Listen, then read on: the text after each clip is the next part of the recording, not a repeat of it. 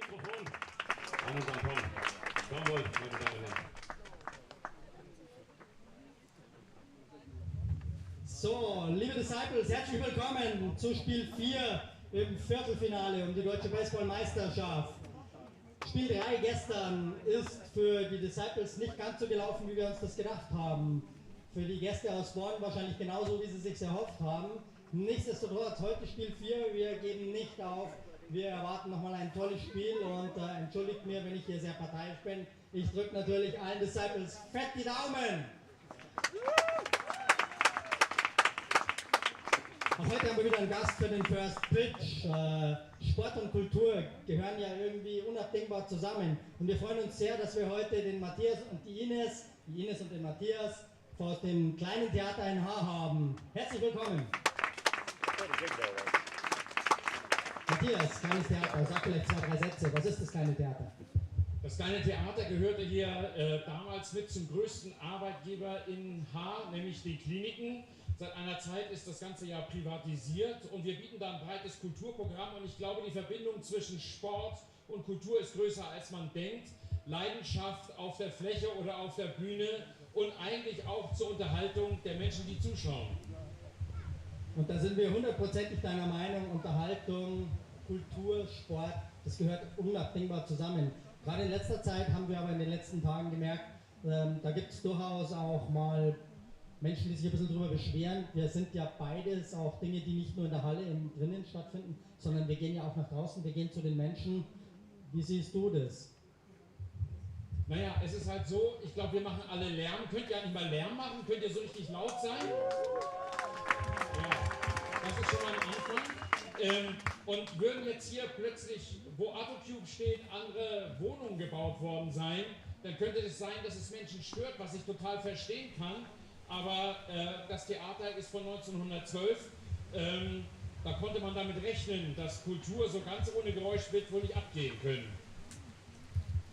Genau, und da möchte ich einfach nochmal ein klares Statement auch von den Disciples auch machen. Ich glaube, Sport und Kultur ist für die Gesellschaft unabdingbar. Es ist wahnsinnig wichtig. Es ist wichtig, dass wir den Menschen die Freude bringen, dass wir draußen sind. Und in diesem Sinne, gerade in dieser Diskussion, glaube ich, könnt ihr auf die gesamte Disciples-Familie euch verlassen. Da stehen wir fest miteinander, weil wir sagen, hey, Sport und Kultur ist das, was Haar lebenswert macht. Oder seht ihr auch so?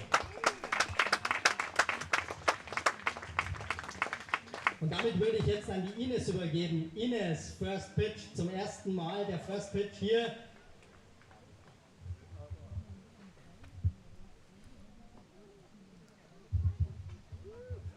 Jawohl, perfekt. Und jetzt wünsche ich uns allen ein spannendes, ein tolles Spiel. Good luck für die Disciples.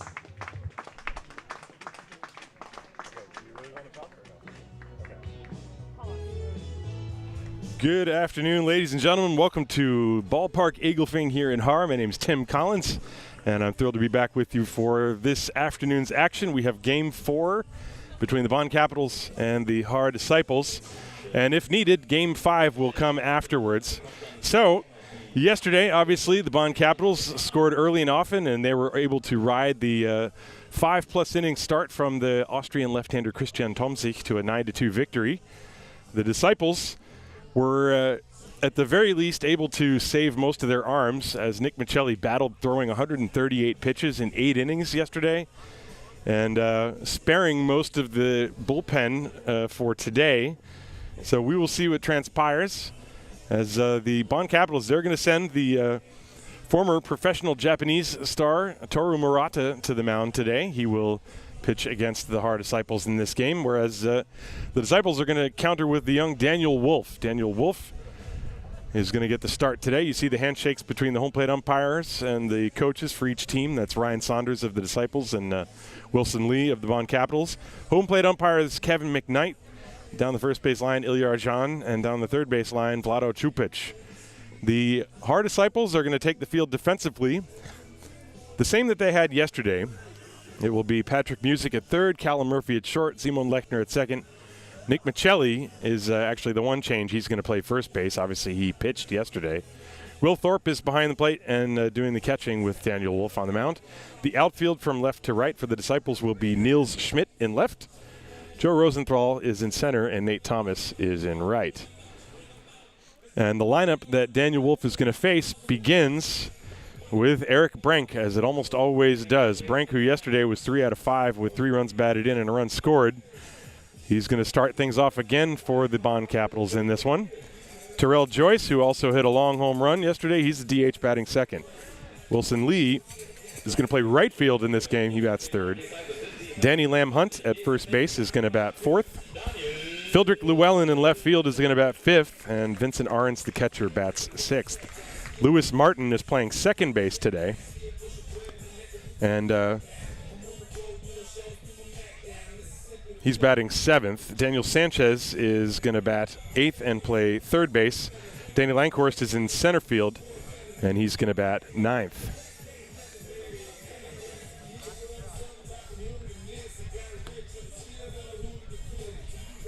And so Daniel Wolf throwing his warm-up pitches for the Disciples. Give you his numbers from the regular season. Wolf in 12 2/3 innings. In 12 innings, he gave up 21 hits and 17 earned runs, 13 walks and 15 strikeouts. So the number there that obviously shows the encouraging part of his game is the strikeouts, 15 and 12. But obviously he's going to have to cut down on the hits and the walks if he's going to have any success against this tough lineup. So I'd like to thank you for joining me. Yesterday, obviously, I had to cut out a little bit early, but I also want to give a shout out to Ty and Dominic, who covered for me as I had to leave at around 6 p.m. or so. But I'm with you for the entirety of however long this is going to last today, but we will have some guests popping in. We have a few special guests in the broadcast booth today, which you'll probably hear from throughout the course of the game. So we are ready. The Haar Disciples, well, their season is on the line. If they lose this game, then they will go into Winterschlaf.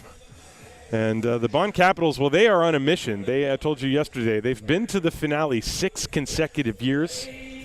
They won it last year, and they won it in 2018. So they are, for them, this is a requirement to win this service and make it into the semifinal. So we are about 13 minutes behind schedule here, as there were some long pregame ceremonies. But Daniel Wolf is ready. He's ready to deal with Eric Brank. And the infield is straight away, the outfield straight away. The first pitch is high for a ball, and we are underway at 1:13. Another decent crowd here in Haar. The weather is much better than yesterday, although it's quite breezy. There's a strike at the top of the zone, 1-1. Brank looked like he was taking all the way. I told you Brank yesterday was 3 for 5. He had 3 doubles in the game. And he was all over the place. He also pitched the final inning, striking out a batter, not allowing a run. And 1-1. Breaking ball missed outside, 2-1.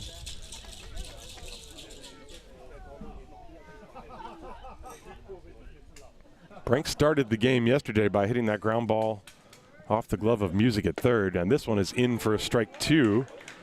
Looked like maybe a little slider or cutter. It had some downward movement to it. Nice pitch from Daniel Wolf to even the count, 2-2. And strike 3 on the outside edge at the knees. And Wolf puts away Brank for the first out. Take another look at the location on that pitch. That is perfectly located. Little downward action. That might have been a slider or cutter. You can see the way that it bends away from the right-hand hitter. So now Terrell Joyce. Joyce hit a 400-foot fly out and then hit one over the fence. Yesterday, he was 1 for 3. I have a feeling that fly out might have been further than the home run was. That's how big this ballpark is. And the first pitch to him, missed a little bit low. 1 ball, no strikes. Joyce yesterday, I told you the 1 out of 3 with the 2-run home run. He also scored another run. He hit 8 home runs in the regular season for Bonn. Swings over the top of a breaking ball. 1-1 the count. Wolf, to be successful, that's exactly the spot he needs to hit. Execute that pitch with downward movement, moving away from a right-hand hitter. Below the knees, 1-1. High pop, and that's off to the right, out of play. I mentioned how windy it is. Every fly ball today I expect is going to be something of an adventure. The trees are rocking back and forth. The wind is changing direction constantly. It is sunny, and there's much less of a threat of rain, if any, than yesterday. The 1-2, that one missed outside. Tried that breaking ball again.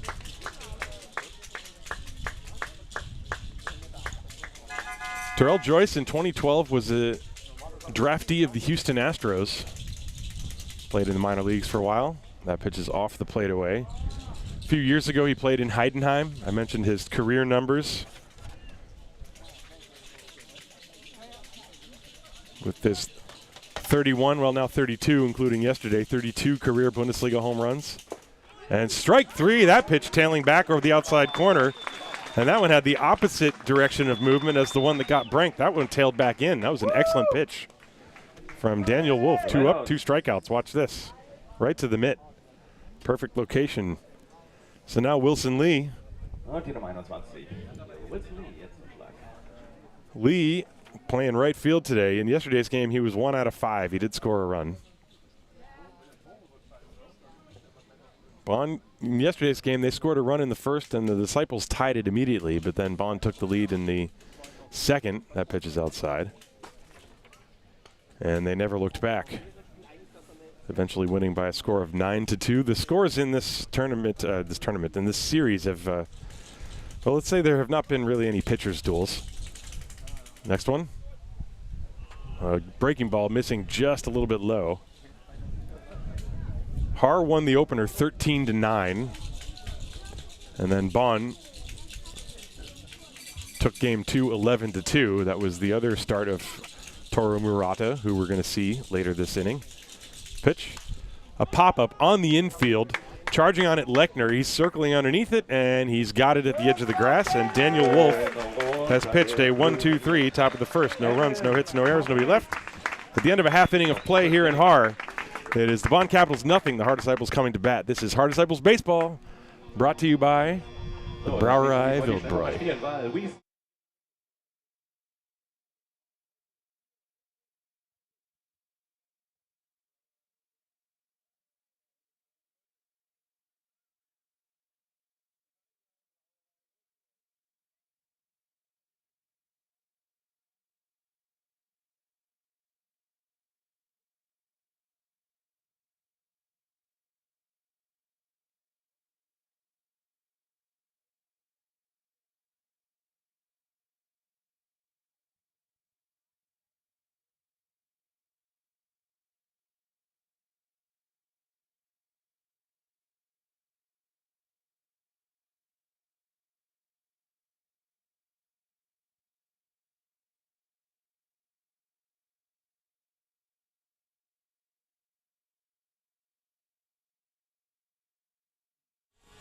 As we begin play here in the bottom of the first inning, I'll give you the defensive alignment for the Bonn Capitals.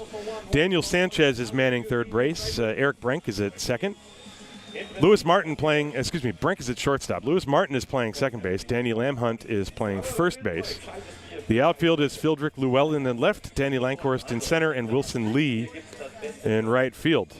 Vincent Arons is doing the catching. And on the mound pitching, the 38-year-old right-hander, Toru Murata, who is from Osaka in Japan. And he's been with the Bonn Capitals for about a month and a half. He was signed on June the 9th after the injuries to Zach Dodson and Sasha Koch. And he has pitched very well. In his past, he previously pitched for the Yomiuri Giants, the fabled Yomiuri Giants. And he also pitched for the Nippon Ham Fighters in Hokkaido from 2017 to 2021. And you know what that means, folks? He was a teammate of Shohei Ohtani's, because Shohei Ohtani was also on the Nippon Ham Fighters in 2017. He also got a cup of coffee with the Cleveland Indians, or the Guardians, as they are now called, in 2015. So he is a veteran journeyman pitcher, and he looked excellent in Game 2 last week. So he will go to battle against Patrick Music, who takes the ball down and away, 1-0. The lineup for the Disciples: Music, Lechner, and Thomas, 1-2-3. Murphy, Rosenthal, Thorpe, 4-5-6. Michelli, Klein, and Schmidt, 7-8-9. That one is outside, 2-0. Murata throws a cutter, forkball, slider, curve, change. It's a very typical repertoire. A lot of split finger fastballs from pitchers in Japan, and he paints the corner on that one. 2 balls and 1 strike. Music in yesterday's game was 2 for 5 with a run batted in and a run scored. That run scored was in the first inning. 2-1 the count to him. Line drive center field. That is dropping, and it lands for a hit in front of the center fielder Lankhorst. And so Music is aboard to start things. Looked like he got a breaking ball that he waited on and hit it squarely into center field. So there's the first base runner, first hit for the Disciples. Solid contact from Patrick Music. And so now Simon Lechner steps up to the plate. Lechner yesterday was 0 for 5.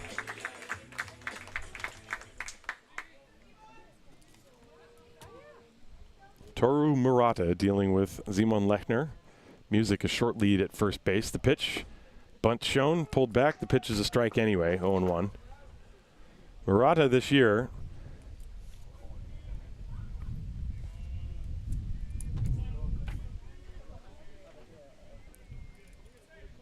I'll give you his numbers in a moment.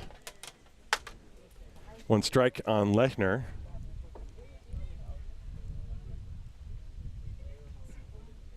And a swing and a foul, 0-2 the count to him. Toru Murata, in 33 innings pitched, allowed 3 earned runs. That's all you need to know. That's an ERA of .82.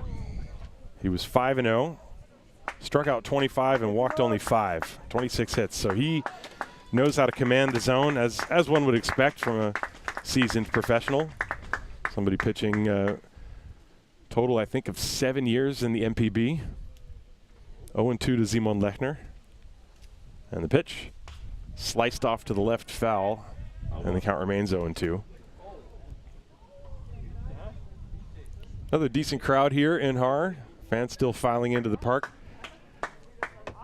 We see fans from Freising, there are fans from Bonn, there are people from Baldham, Vaterstetten, Gröpenzell. I'm just making stuff up now. 0-2. And the pitch fouled away again. A couple of good hacks by Lechner.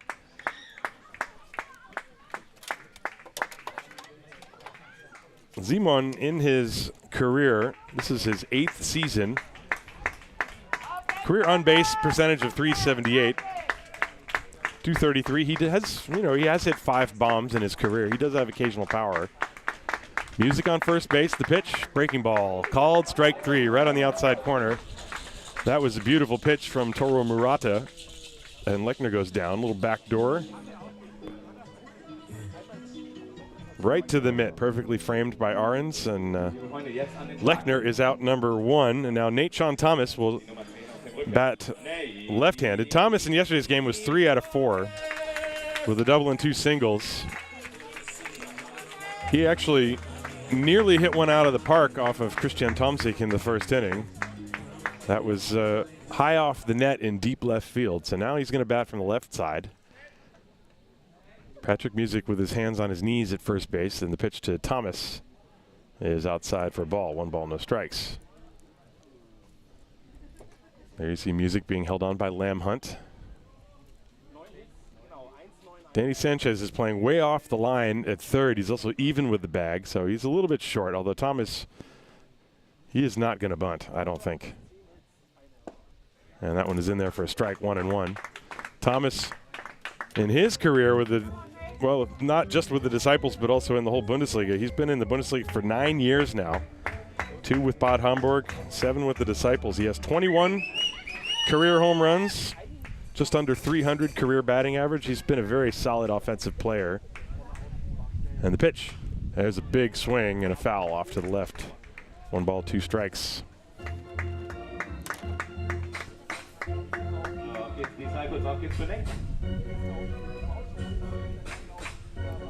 One and 2. Patrick Music on first base. Now he's taking his lead. Thomas is still getting set in the batter's box. The wind is blowing, I guess, mostly from left to right, but it's swirling around. The pitch is low and inside. 2 balls and 2 strikes to count.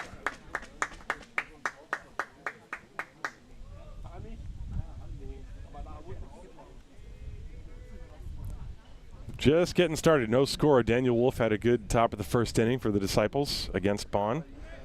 Murata trying to get through the first inning after the leadoff single here. And that one is low, good block by Ahrens, no advance by Music at first, so the count is now full, 3 balls and 2 strikes. Callum Murphy waiting on deck.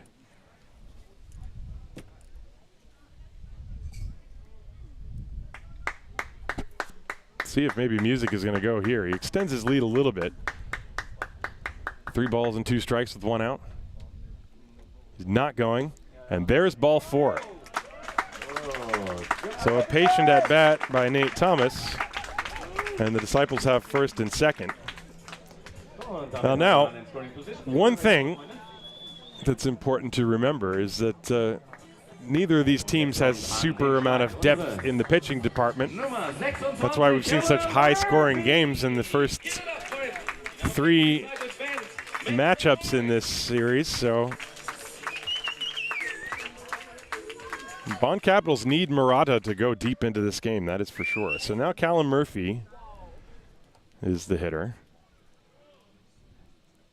And he lines one down the line, but he was a little too quick out in front of that and pulls it foul for strike 1. Solid contact from Cal on that first pitch.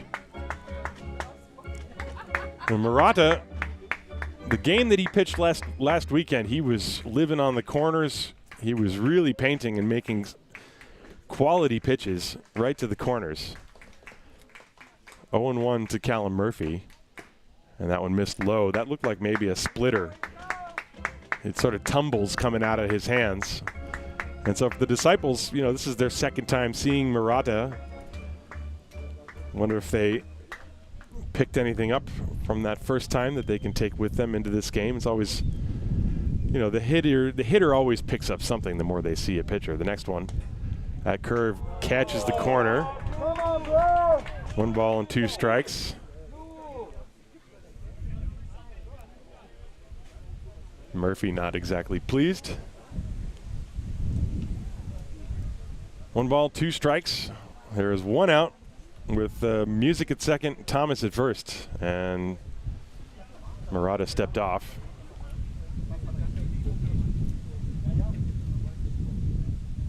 And now he's back set. 1-2 to Murphy. And the pitch. Curve hit on the ground to third. Sanchez has it onto second. 1 to first, and the throw gets away, and in to score is Patrick Music on the error. Taking second base on the play, Callum Murphy. The Disciples lead 1-0. That will be a throwing error on Lewis Martin, the second baseman. Would have been an inning-ending double play, but the throw was yanked to the outfield side. So they did get the force at second. But then Martin threw it out of the reach of Lamb Hunt at first, and so Murphy is aboard on an E4. No RBI on the play, but importantly for the Disciples, they take a 1-0 lead here.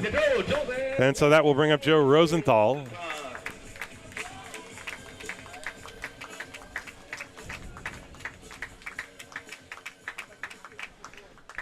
Well, yesterday Martin was in right field, and now time is called. As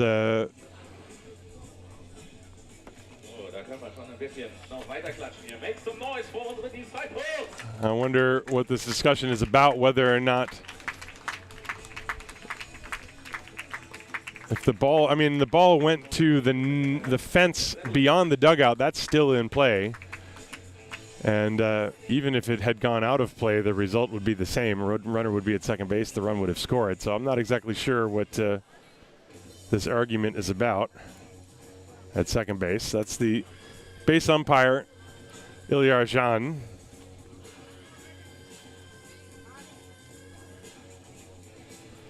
And so anyway, the Disciples lead 1-0. Joe Rosenthal is the hitter.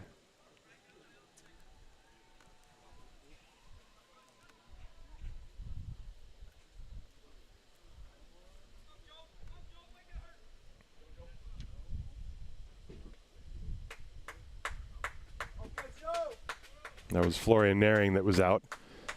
So Rosenthal at the plate now, with runner on second base. And he skies this one to right field. This is Wilson Lee chasing after it. The wind is blowing it, but Lee is there to make the catch. So after the error, one more pitch and Murata is out of the inning, but the Disciples get a run. It's an unearned run on one hit, one error, one left on base. At the end of one, it's the Disciples 1, the Bonn Capitals nothing.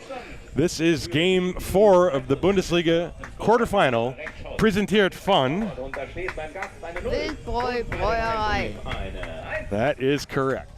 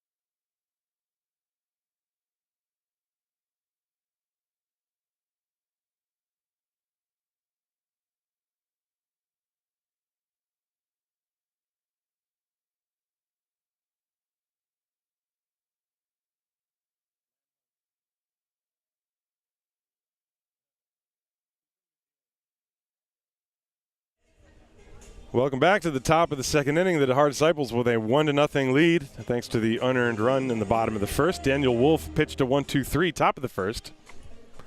And he will go to work against 4, 5, and 6 right now. Danny Lamhunt, Fildrik Llewellyn, and Vincent Ahrens. Wolf was hitting that outside corner at the knees in the first inning. And now Danny Lamhunt takes one upstairs and inside. 1 ball, no strikes. Lamhunt yesterday was 0 for 4, but he did drive in 2 runs and score 1.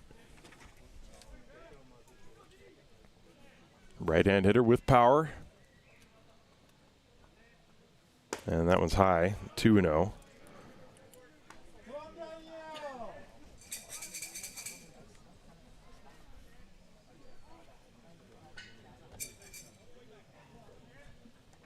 Wolf struck out Brink and Joyce to start the game and got Wilson Lee on a pop-up.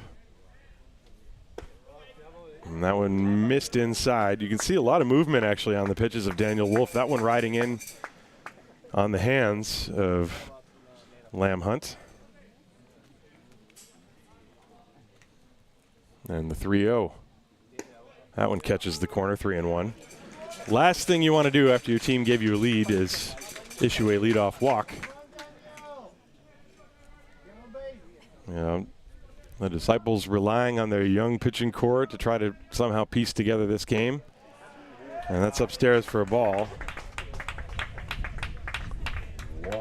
And there is indeed a leadoff walk. Danny Lamhunt over at first base. There you see him.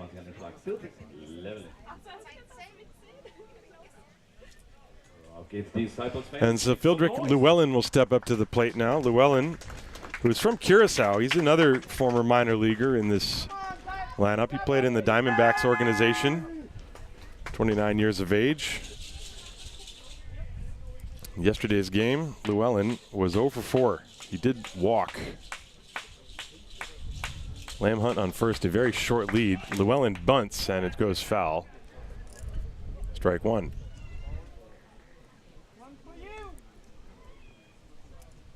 Lamhunt is not a base running threat at first base. By and large, most of the running on this team is done by Eric Brink.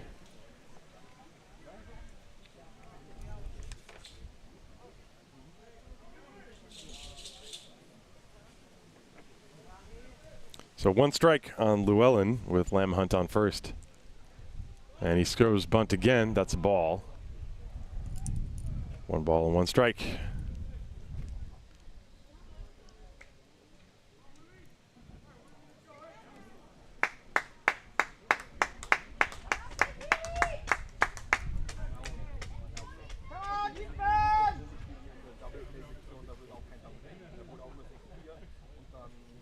And this bunt is popped foul to the screen, so now Wolf out in front 1-2.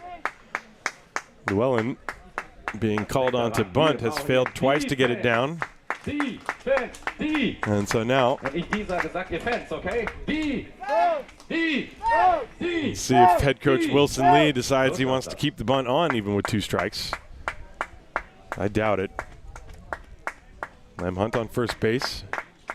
Now you see his lead, very short lead over there. And the 1-2, curve, and that one had no bite upstairs, 2-2.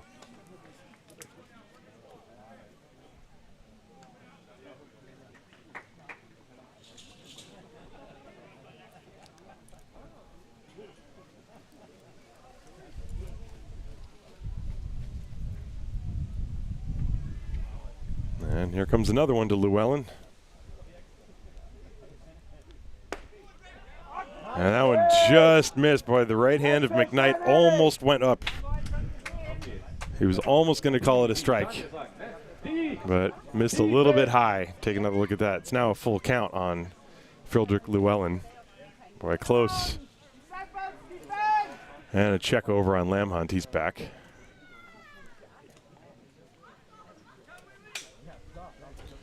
Three balls, 2 strikes. You wonder if maybe Lamhunt takes off here. It's imperative for Llewellyn to put the ball in play if he does. He's not going, and a swing and a foul in and out of the mitt of Thorpe, still 3-2.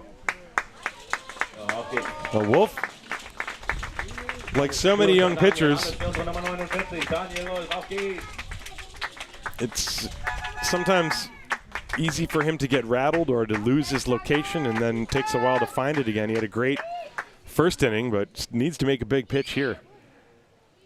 And he missed outside. That's ball 4 and 2 walks to start the inning.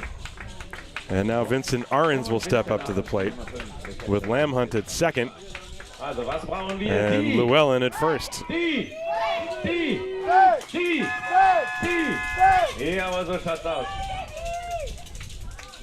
It's always the most difficult thing. You're standing out there on the mound, you know all you should do is throw strikes, and it's just so difficult to do. Thorpe has called time. He's communicating with the infield so they know what to do if Ahrens should bunt. Ahrens yesterday was 1 for 3 with 2 runs batted in. Overall in the regular season batted .286 with 3 home runs. Left-hand hitter, he's got power. Up the middle, they would love a double play. There's 3 infielders on the right side. There's a swing and a tapper foul. The only disciple on the left side of the field is Patrick Music playing normal third base position. The shortstop, Murphy, is to the right of second base. And Lechner is deep at second, but still on the dirt. So there's, in case you forgot, there is no shift ban in this league. There's also no pitch clock. 0-1 the count to Vincent Ahrens. And here it comes. Popped up a mile high behind the plate. Thorpe can't find it. Now he's coming back to the fence. He slides, and it's over the other side anyway. Bounces right to Walter Dierolf on a hop. But Thorpe at first glance could not see it. I thought that ball would stay in play, but again, it's very windy. And that ball blowing out of play. So the count, no balls and 2 strikes to Vincent Ahrens. Gonna give a shout out to Dr. No Skills watching from Austria. Thank you, Doctor. I hope you're taking your skills to a place where they are needed. And also Yara from Stuttgart Reds TV. Thanks for tuning in. Vinny Arns with an 0-2 count. And that's high. 1 ball, 2 strikes.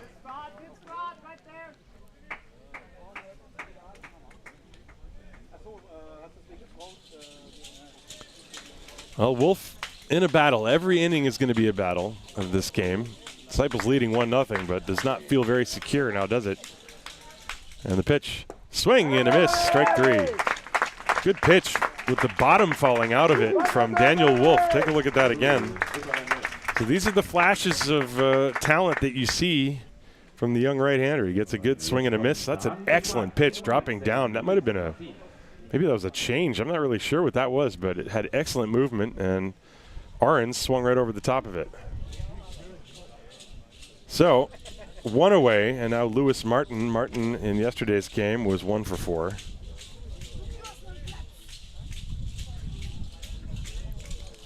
Runners still on first and second, Lamhunt and Llewellyn.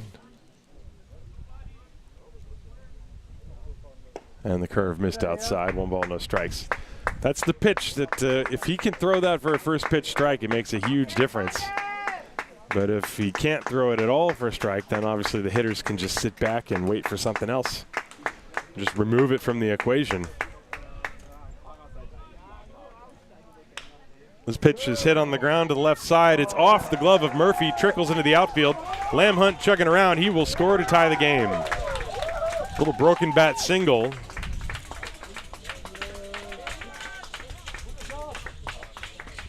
Take another look at that. Martin did not hit it very hard. But Murphy was playing, well, he had to go way to the hole and got the glove on it, but could do nothing else with it. And so Lamhunt scores, give Martin an RBI. And that'll bring up Daniel Sanchez.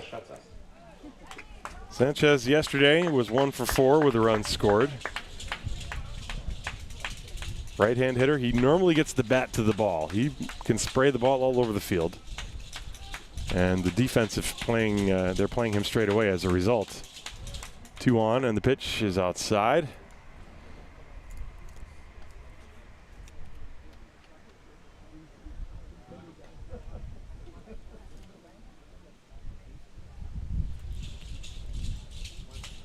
Runner at second base is Llewellyn. Lewis Martin, who just had that RBI single, is at first. 1 ball to count to Sanchez. Fly ball off to the right. 1-1 now the count.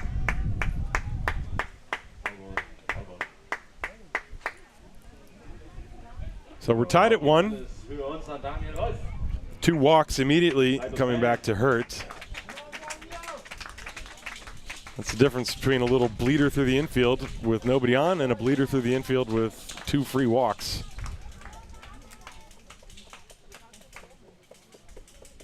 And Wolf has the sign from Thorpe.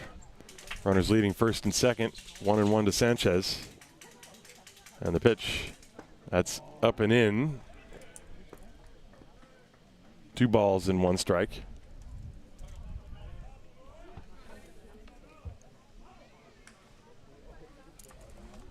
Looked like for a moment it almost nicked off the bat of Sanchez, but it did not. So the count 2-1.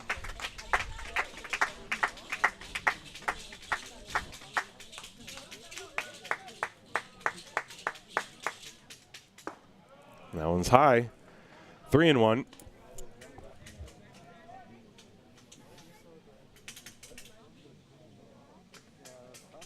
Sanchez, a long look down to the third base coach. I don't think there's going to be any play on here. 3-1. He's going to be swinging away. Ground ball to the right side, off the glove of Michelli, and it trickles down the right field line and in to score Llewellyn. The throw is late. And so a couple of ground balls that nick off the gloves of Disciples infielders, and Bonn takes the lead 2-1. As Llewellyn hustling all the way. As soon as the ball got off the glove of Michelli into right field, you knew he was going to score.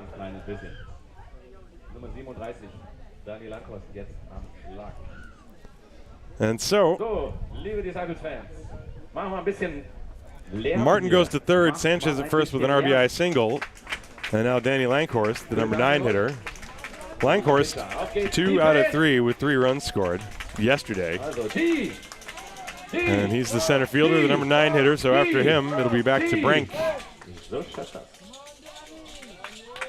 And Daniel Wolf, such a good first inning, but the 2 walks really set up the damage here, but none of the balls hit very hard. And so Lankhorst pops one up right side, over to give it a look. Michelli, that ball is going to be over the fence and out of play, strike 1. It is very windy. You can probably hear it on the microphones.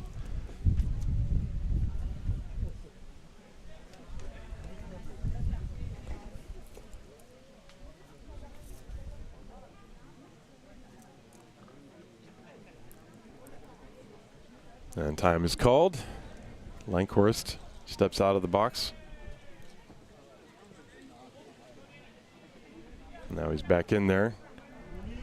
Now Wolf started the game in top fashion with 2 looking strikeouts on perfect pitches. This inning it's been a little different. The pitch is high, breaking ball with no bite. 1 ball and 1 strike. Sanchez was getting a pretty big secondary lead from first. There's a big hole on the right side with Michelli holding Sanchez on. Lechner shading him up the middle. 1 ball, 1 strike to Danny Lankhorst. And that one fouled right back to me, except for the net. 1 ball and 2 strikes. I'd have had that though.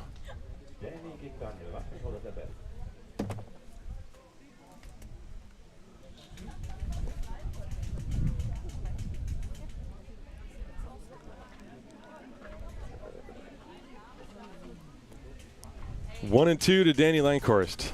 Runners on first and third. The pitch. Curveball outside. Lankhorst did not chase. So the count even, 2-2.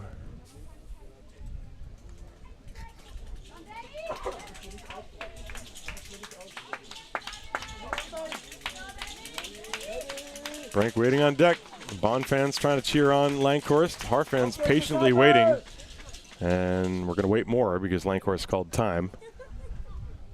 Defense, make some noise for unsere Defense.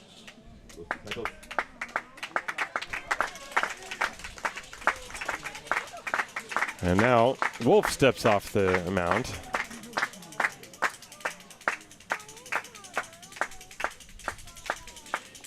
Two and two. Sanchez on first, not going. The pitch fouled away again. Lankhorst stays alive, golfing that pitch. It was down and away. So Lankhorst at the plate with Sanchez on first. Martin is at third base. There's 1 out in the inning, so Disciples still hoping to get a double play. Bonn trying to have a big inning.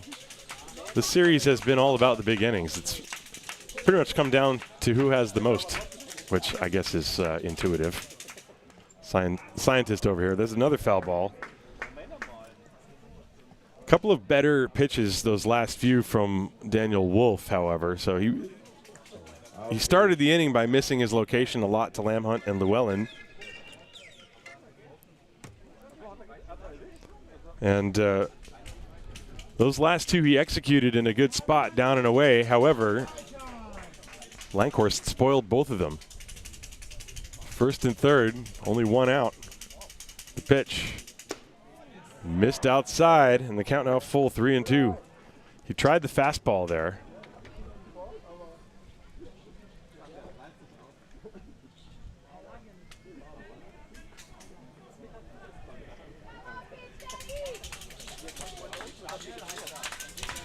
So we'll see if Sanchez goes. He does not. And a line drive to right field. Thomas is right there. He's got it lined up. He throws the ball back in. Tagging to come home and score from third is Martin. Sacrifice fly drives home the third Bonn run of the inning. And they lead 3-1. So give Lankhorst a run batted in. And now the top of the order, Eric Brank, who struck out looking his first time. That was a good at-bat by Danny Langhorst. He fought off a couple of tough pitches and then got one down and away and hit it solidly. And Nate Sean Thomas wisely just throwing the ball in to keep Sanchez at first. Not trying to be too cute and throw it all the way to the plate on the fly. So right now there's a meeting on the mound with Ryan Bollinger and Danny Langhorst and Will Thorpe. Bollinger, who before the game was explaining how he's been working with a lot of the young pitchers for the Disciples. Bollinger owns a Rapsodo unit, and they've tried to use it with some pitchers, but it's quite difficult to do when you have all the pitchers at once, because the Rapsodo and all that stuff, it's great to do on a one-on-one case-by-case basis, but still really interesting things that even that high-tech stuff, it's come into the Bundesliga, and I'm sure Bonn has some of that technology as well, and Regensburg for sure does, and you know, pitch design, trying to figure out which pitches work best out of the arm of which player. You know, every pitcher is different. As Brank looks at a fastball high. And I guess Daniel Wolf is one of the pitchers on the Disciples who throws from the most over the top, which makes the ball come out of his hand in a special way that's different from Michelli or Sean Cowan or Steinlein. And that pitch gets off the glove of Thorpe, and on his way to second base is Sanchez.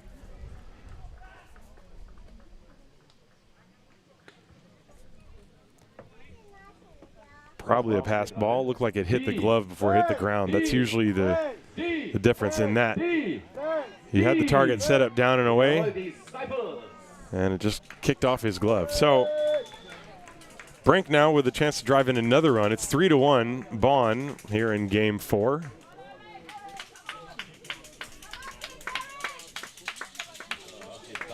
And Eric Brank, who I mentioned struck out to start the game. He's got a 1-1 count, but he's been clutch for the Bonn Capitals over the years.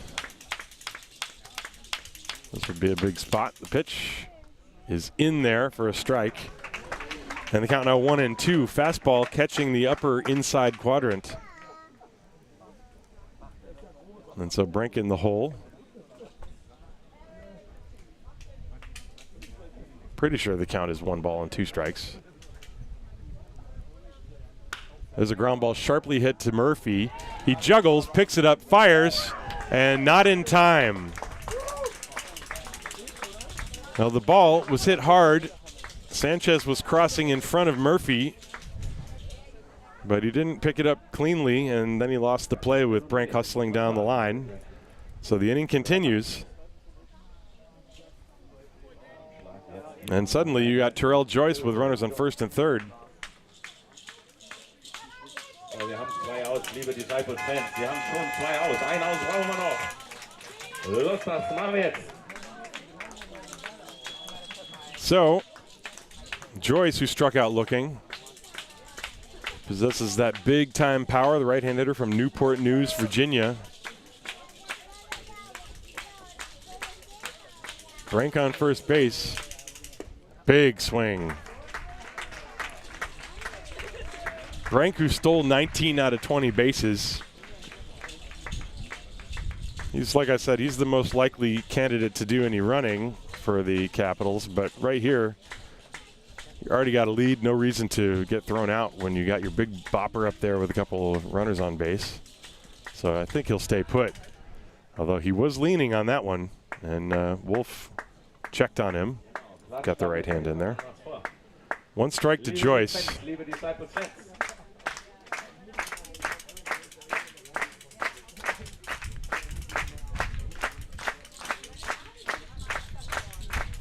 And another check on Brank.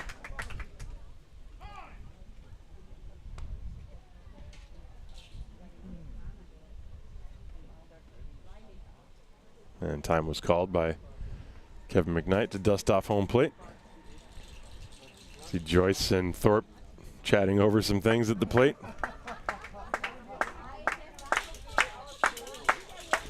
First and third. Brank is at first. Sanchez at third. The count 0-1 on Terrell Joyce. Sanchez, excuse me, Wolf looking in for the sign. He's got it now. And the pitch. Swing and a miss. Another good breaking ball. Joyce. Joyce has been trying to go downtown on the last 2 swings. He strikes me as the kind of guy who doesn't need to swing hard to hit the ball very, very far.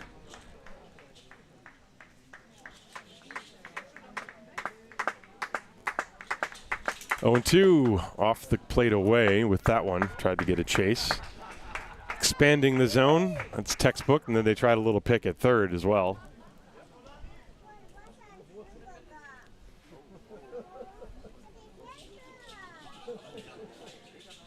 It did not work, in case you were wondering. 1 ball, 2 strikes.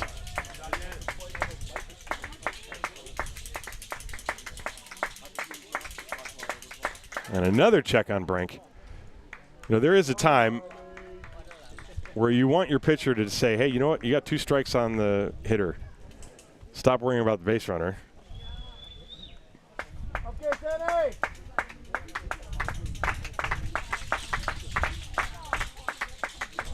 And again.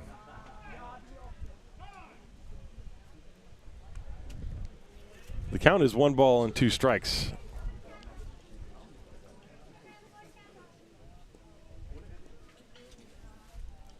I mean, they tried a back pick at third. They've had 3 or 4 pickoff attempts at first. But Wolf, all he's got to do is throw a strike, and the inning will be over. And there goes Brink. The pitch is strike 3, and the inning is over. So, a breaking ball catches Terrell Joyce looking, and the inning comes to an end, but the Disciples are looking up at a 3-1 score as Bonn plates a couple of runs.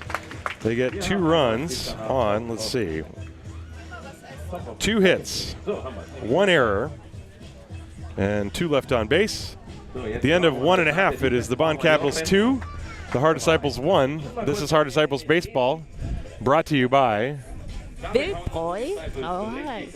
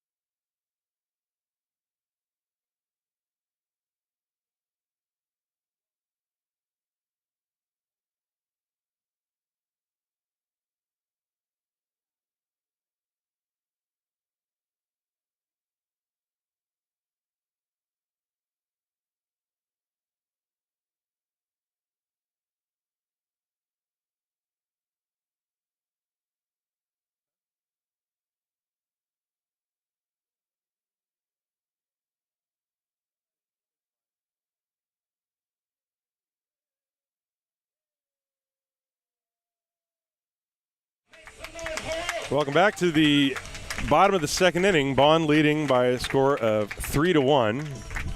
They scored 3 runs last inning. Silly me. And Toru Murata is going to deal with 6, 7, and 8 for the Disciples here in the bottom of the 2nd inning. That means Will Thorpe, Nick Michelli, and Richard Klein.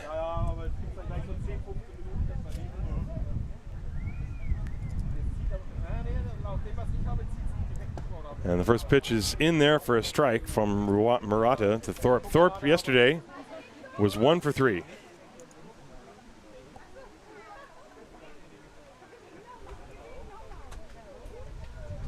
There's the 0-1 pitch. That's in there at the knees, 0-2.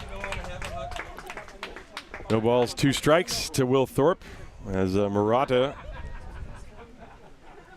demonstrating his command, getting quickly out in front after his team gave him a 3-1 lead. And the pitch That one's hit very softly off the handle down the third baseline, foul. Somehow Thorpe got a piece of that. Tim Collins coming to you live from the ballpark Egelfing, and I'd like to introduce a special guest, Shantae Tan, going to join us for a little bit on the broadcast. How you feeling, Shantae? I'm okay.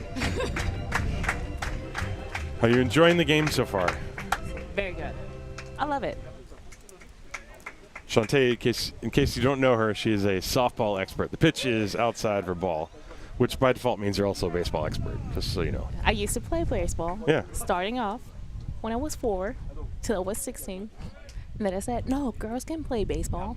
Which is not true. There's a swing and a high pop-up on the left side. Sanchez looking for it, fighting the wind, finds it, and puts it away for out number 1. Women's baseball is becoming more of a popular thing now, yeah. so, and that's a good thing. Softball is great too, though. I watched a lot of softball recently as well. That's why I switched to slow pitch. Yeah. Still can play with the guys. So now Nick Michelli steps up to the plate.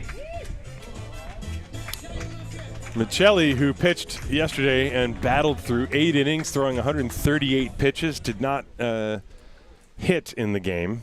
Nice pitching, by the way. Yeah, he did a great job. He really hung out there for a long time. There's a good breaking ball in the outside corner for a strike. Yeah, you were at yesterday's game for longer than I was, so. Yes. He did a great job. Michelli this year with the bat was 10 for 61. That's a 189 average. There's a ground ball slowly to short. Brink fields, throws low. Good scoop at first by Lamb Hunt. And that's out number 2. 2 down. That's right, 2 down. Richard Klein coming up to the plate. Klein is one of the players that the Disciples had to pull out of retirement this season as they lost so many players. And in limited playing time for the Disciples this year, he was 1 for 15. He pinch hit yesterday and struck out. In the past, he's been a solid hitter for the Disciples, but he had not played in several years. That pitch is low. 1 ball, no strikes to him.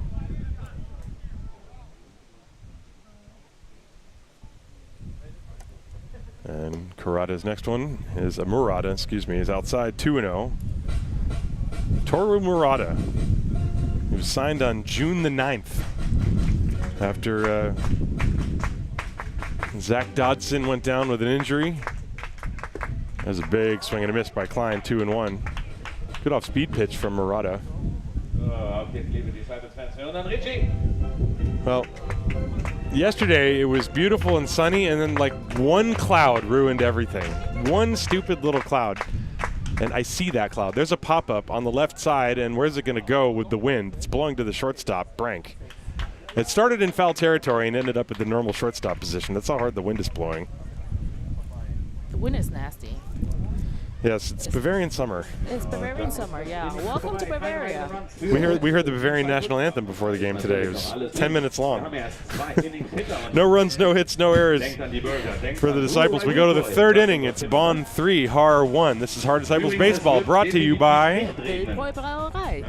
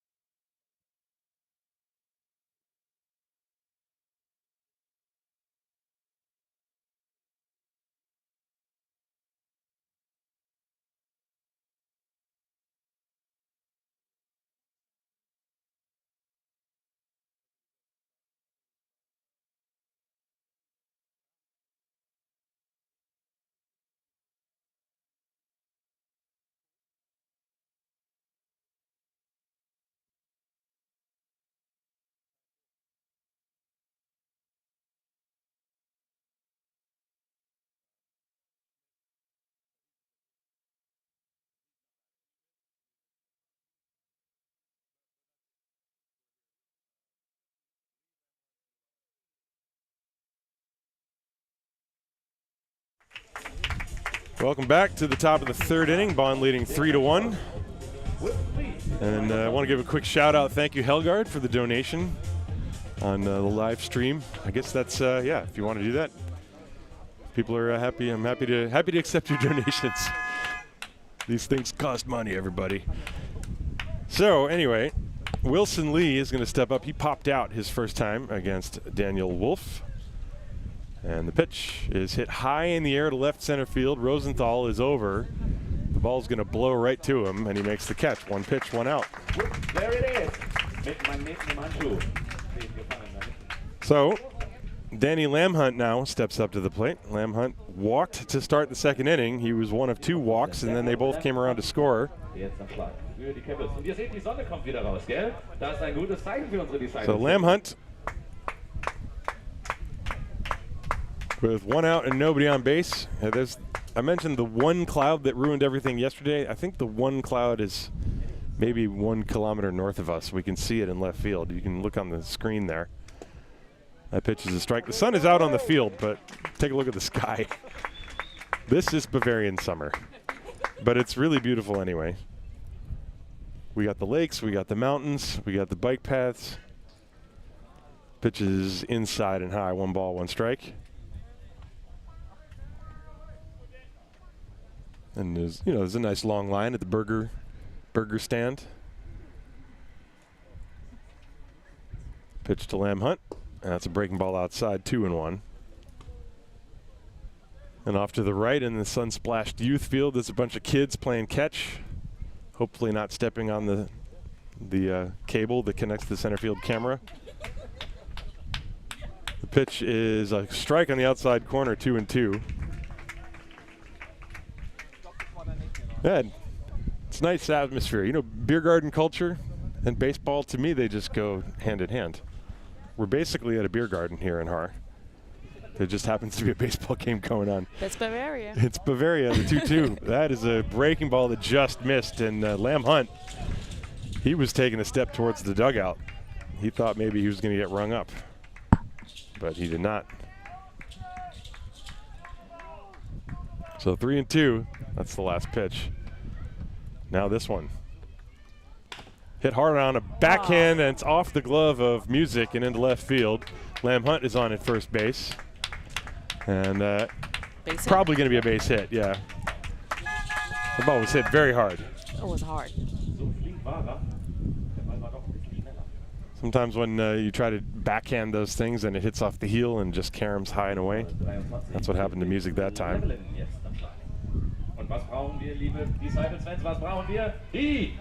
And so, Fildrick Llewellyn will step up to the plate. Still waiting for the official scoring on that, whether it's a hit or an error. It is a single. It's a single. Okay. I would have given him a single on that too. Fildrick Llewellyn now the hitter. And that pitch is in the dirt, gets away from Thorpe, and taking second, Daniel Lamhunt. That'll be a wild pitch. He's a speedy too. Well, he was looking to go, I think, on anything that was down and away, and he just went on first move. You know, Bonn, they're already leading. They can afford to be a little more aggressive. True. Because they're already winning. For now. It's never over until it's over. Ain't over till it's over. Lamhunt at second base. 1 ball, the count to Llewellyn. And he squares, and that pitch is high. Thorpe faking a throw to second base. 2-0 on Llewellyn. Llewellyn tried to bunt twice in his last at-bat, fouled both of them off, and then eventually walked and scored.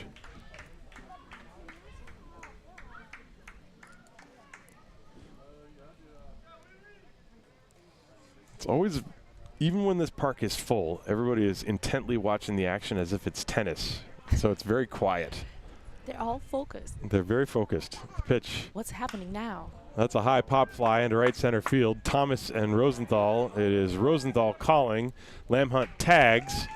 Here comes the throw. It is cut off, and Lamhunt reaches third safely. So the fly out for out number 2. And good base running by Lamhunt, advancing to third by tagging up. So Vincent Ahrens now steps up to the plate with 2 outs and a runner at third. And the Disciples desperately would love to get through this inning quickly. Daniel Wolf already at 63 pitches. If they're going to have any chance in this game, he's going to have to go deep. They have a long line of young pitchers that only threw a handful of innings this year available in the bullpen behind him. So Vincent Ahrens now at the plate, with Lamb Hunt at third and 2 outs. The pitch, a ground ball sharply hit to the right side. It gets off the glove of Lechner. He recovers and throws and gets his man. Shaky, to say the least, but the Disciples get through that inning without allowing a run. 4-3 on the ground out. So no runs, 1 hit, no errors, 1 left on base. And we go to the bottom of the 3rd inning here in Haar. It is 3-1 Bonn. This is game 4 of the Bundesliga quarterfinal, brought to you by the Highbrow Brauerei Wildbräu.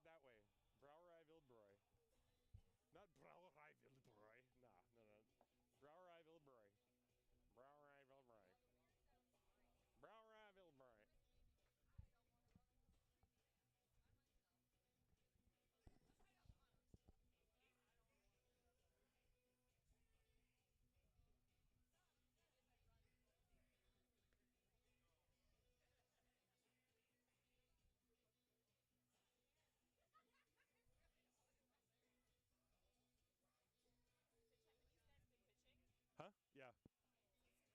He started the game. Toru Murata.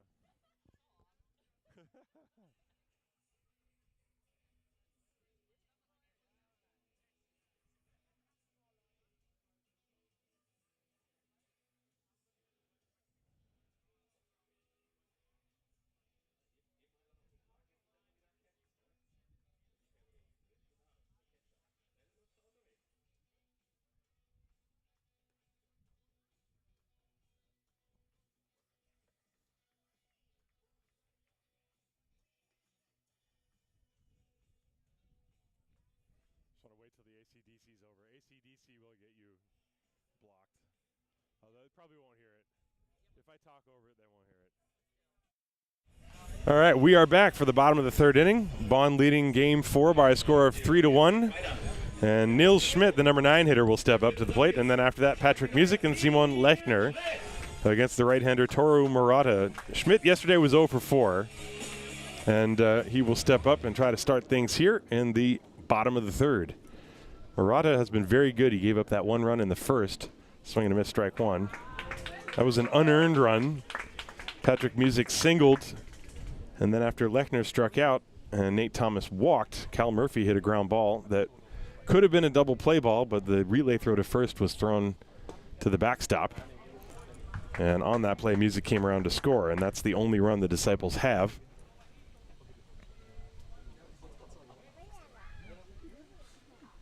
And the pitch is low and outside, 2-1 in the count. The Toru Murata, right-hander from Osaka. He's only at 32 pitches. There's a swing and a miss for strike 2 on Schmidt. Schmidt, who during the regular season batted only 102, is another guy. The talent on this Disciples team, Schmidt is one of the guys who, when they measure batted ball speed, he has some of the highest exit velocities. There's a ground ball slowly rolled to Sanchez at 3rd. Throw to first is in time. And there's one away.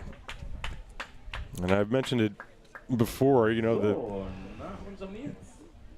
it's hard to replicate. I mean, exit velocity is not a fluke. When somebody can hit the ball 100 miles an hour plus off the bat, that's not a fluke. That's not something that happens by accident. But the skill that needs to improve is the contact. There's a lot of swing and miss. throughout this Disciples lineup, and that's something obviously that they will look to improve upon in the coming season. The pitch is swung on and floated into right center field. This is playable for Lee. Patrick Music flies out for out number 2. And there are 2 away very quickly. Murata is looking good. He is hitting the corners. He's attacking the zone. He's getting ahead of hitters and forcing them to hit his pitch. And that's what happens when you make the hitter come to you as a pitcher. You make them swinging at their second or third favorite pitch they want to hit as a strike to Simon Lechner. And then you start getting weak ground balls or pop-ups, flyouts. Get the hitter to get themselves out. That's the old-fashioned way to describe it. And Lechner takes a ball, 1-2.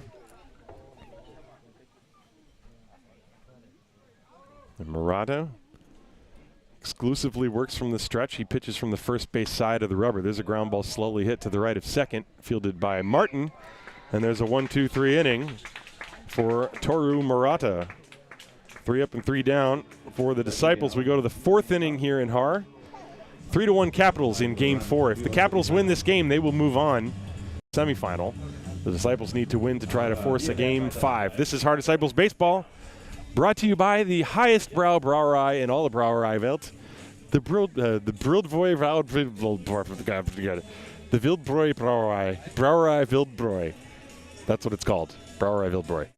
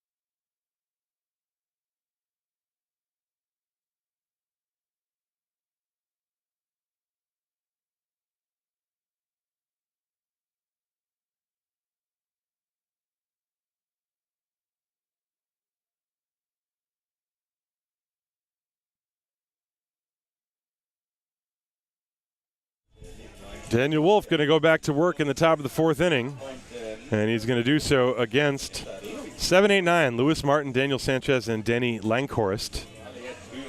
Wolf, who pitched a 1-2-3 first inning, then allowed 2 walks and 2 hits for 3 runs in the second, and then pitched through the 3rd inning, only allowing a single to Daniel Lamb Hunt. And so now, Lewis Martin, who singled to drive home the game's first run in the 2nd inning, gets his second look at Wolf, who pours in a first pitch strike on the outside corner. 0-1. Patrick Music is, well, he was right on the line. Now he moves off it a little bit at 3rd. There's a big hole between him and short. Curve, and it missed inside. 1 ball, 1 strike.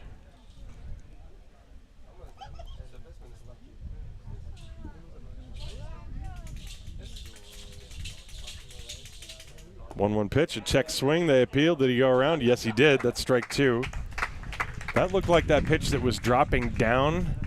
I don't know if it's a change or a split, but it has some good downward movement. He threw that one a couple times earlier in the game.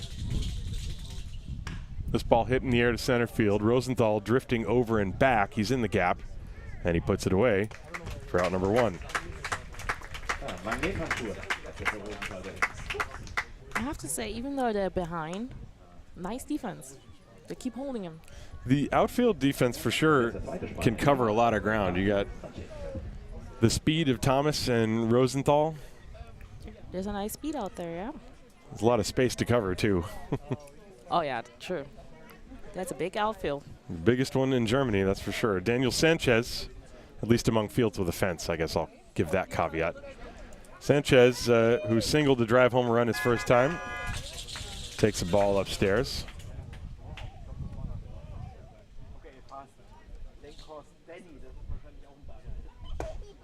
That one is upstairs again. Sanchez is diminutive in stature, so his strike zone is, you could say it's the opposite of Aaron Judge's strike zone. And so Wolf has to bring that pitch down. 2-0. That's on the corner, 2-1. Wolf, in my opinion, when he's working quickly and just getting in a rhythm, that's when he tends to hit those corners. His pitches have movement. 2-1 pitch. Big chopper over the mound and to the left of Murphy, who fields behind the bag and throws out Sanchez. 2 down for Danny Langhorst.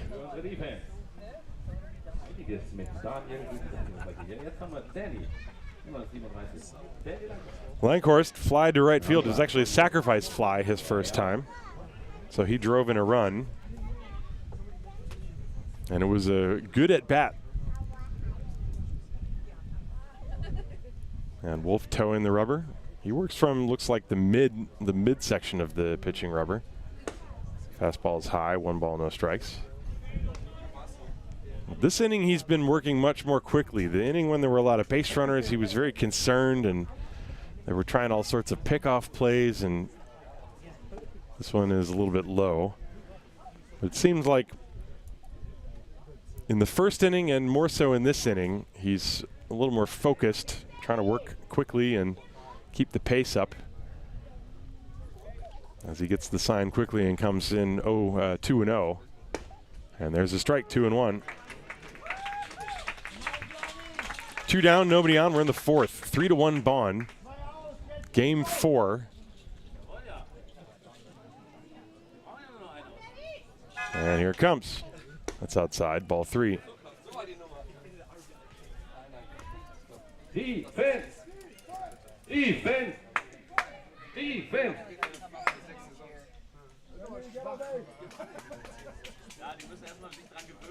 3-1 on Langhorst. Swing and a miss. He chased one that was maybe up and out of the strike zone.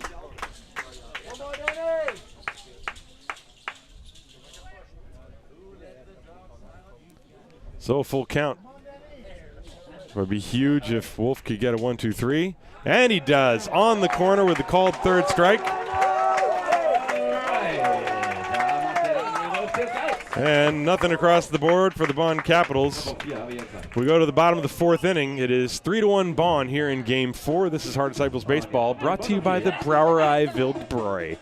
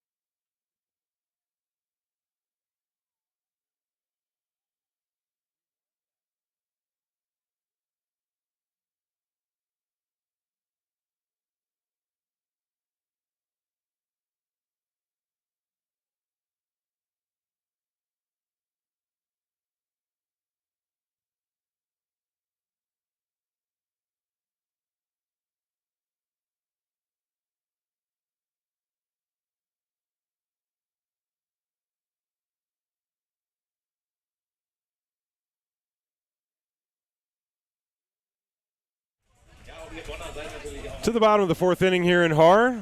Daniel Wolf has battled his way through 4 innings, allowing only the 3 runs. And Toru Murata has been very, very good for the Bonn Capitals so far. Only the 1 unearned run on 1 hit. In fact, that 1 hit was the first batter of the game. Since then, he's only allowed 1 other base runner. That was the walk to Thomas in the 1st. So Murata has set down 8 in a row, and he's going to deal with Nate Thomas, Callum Murphy, and Joe Rosenthal. 3, 4, and 5 in the order. As Thomas is adjusting his batter's gloves, he's going to step into the batter's box from the left side and do battle against Toru Murata, who works from the stretch, and the first pitch is a strike. That is what Murata has been doing. He has been throwing strikes, and Thomas wants a new bat. So maybe he realized he had the wrong one. It's not often you see that. Usually that happens after a swing and a broken bat. 0-1, and a little curve. That one slipping out of the hand of Murata. This is, I guess, the famous story of Bucky Dent's home run against Boston Red Sox in 1978. He was carrying a cracked bat to the plate. Pitch is low. 2 balls and a strike. This is in the one-game playoff that the Yankees and Red Sox had to play after the end of the regular season. And Bucky Dent almost went up there with a broken bat, and his on-deck hitter told him not to. There's a base hit through the hole on the left side for Nate Thomas. Second base hit. That ends the string of 8 in a row set down by Murata, and Thomas is aboard to start things here in the 4th. Anyway, just about that story, Bucky Dent eventually got the right bat, and then he hit a home run, forever ingratiating himself to Red Sox fans forevermore. So that will bring up Callum Murphy. Thomas, by the way, in case you're thinking about the running game, he is a threat, although he only stole 4 out of 5 this year. The pitch is taken outside. Bunt was thrown, and Murphy, who reached on that error, hit that ground ball. It was a fielder's choice. And then the error allowed the run to score. 1-0. Thomas on first base, a short lead. He is not going. The pitch is swung on and missed. 1-1. You see Nate Sean being held on by Daniel Lemhunt. Toru Murata has not had to deal with a lot of base runners so far in this game. That's just the 3rd one. And he checks on him. That's very impressive. Yeah, he's hitting the corners, and the Disciples have hit right into the teeth of the defense. And only 1 strikeout for Murata. He's not knocking the bat out of your hands, but he's making professional pitches, really. Just very professional. The way they look coming out of his hand and the placement of them all. And the pitch, swing and a miss. That was one right there. There's a new look in Europe. Asian pitchers. There have not been so many from what I remember. I think that there was another a couple of years ago from Japan that had played in the north. There goes, nope, Thomas faked, and Murphy fouled it off to the right to keep the count 1-2. When I was in Japan, actually, I went to a Chiba Lotte Marines game to watch Roki Sasaki pitch. Wow. And the kid sitting next to me, who was from Japan, he played baseball for the Darmstadt Whippets last year. No way. I'm not joking. We know the Darmstadt Whippets. I've just heard of them. Oh, really? Yes. We're friends with them. There's They're a ground nice. ball on the left side. I'm friends with all the baseball teams in Germany. That's That pitch true. is low. Especially in Germany. Yep. Small community. Yeah, and then you go to Japan and you meet people that played for them. It's crazy. It's a very small world of. Small world. Baseball world is. Baseball, softball small. world is a family. Yes. We're all family. We all saw each other at the London games a couple years ago too. 1 ball and 2 strikes on Murphy. Thomas not going. The pitch is low. That's because you're famous. Ha. Tim Collins. Yeah. You're talking about my jazz career. That's what you're talking about. Also. 2 balls and 2 strikes, the count on Callum Murphy. That was a tough take, that last pitch. There's a ground ball pulled foul again. Nice contact. Nasty pitches, by the way. Yeah, he's, like I said, he's hitting the corners, and then that one is designed to start on the corner and then fade down and out. And that's why the previous one that Murphy didn't swing at was such a good take, because that's very difficult to lay off. Hard to read, too. 2 balls and 2 strikes with Thomas on first, nobody out. And the pitch, curveball. That one gets away, and Thomas will take second base. I thought it hit him as well, but it's just going to be a passed ball, I believe. It hit off the glove of Arons, and So he will take second. So the Disciples have a runner in scoring position. Let's watch that on the replay again. I thought for a minute it hit Murphy. I thought so too. No. That's not the. No. That's the wrong replay. That's yeah. The count is full, 3 balls and 2 strikes. Runner in scoring position, nobody out.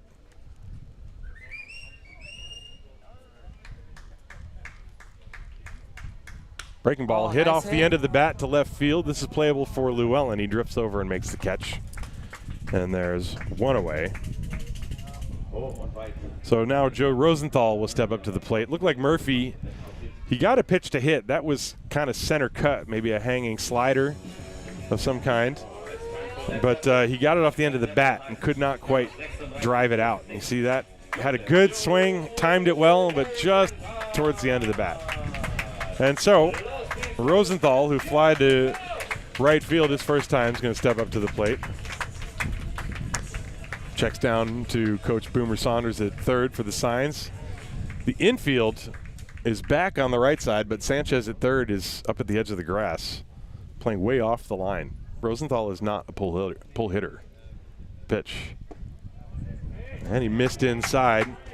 That's a pretty good location, though, from Murata.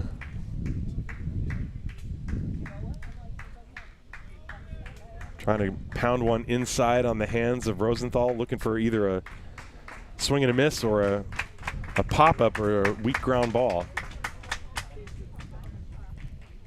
1-0. Ground ball left side, diving play by Sanchez to his feet. He throws to first in time. That was beautiful. That was a nice diving catch.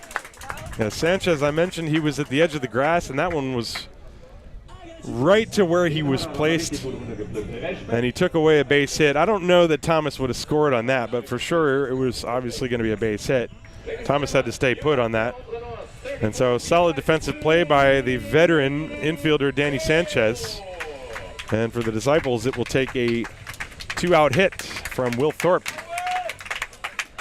Thorpe is 0 for 1 in this game. Thomas, who led off the inning with a clean single, made it to second on a pass ball. He's still out there now with 2 outs, and Thorpe swings and misses strike 1. So Murata, who had retired 8 straight prior to Thomas's single, has come back to retire the next 2. 0-1 to Thorpe. Murata checking the signs from Vinny Ahrens, waits a while, and he gets one he likes, and now Thorpe asks for time. Let's go, Will. The old-fashioned cat and mouse game. Don't see that in the big leagues anymore with the pitch clock. But we're old school here in the Bundesliga. 0-1. Up a line, and it's knocked down at first by Lamb Hunt, and he takes it to the bag, and the inning is over. A couple of good swings by the Disciples, but they come away empty. That's a 3 unassisted. It was a nice upper hit. He hit it hard, waited on that pitch, hit it hard. No runs, 1 hit, no errors, 1 left. At the end of 4 complete innings of play. It is the Bonn Capitals 3, Haar Disciples 1. This is Haar Disciples Baseball, brought to you by the Brauerei Wildbräu.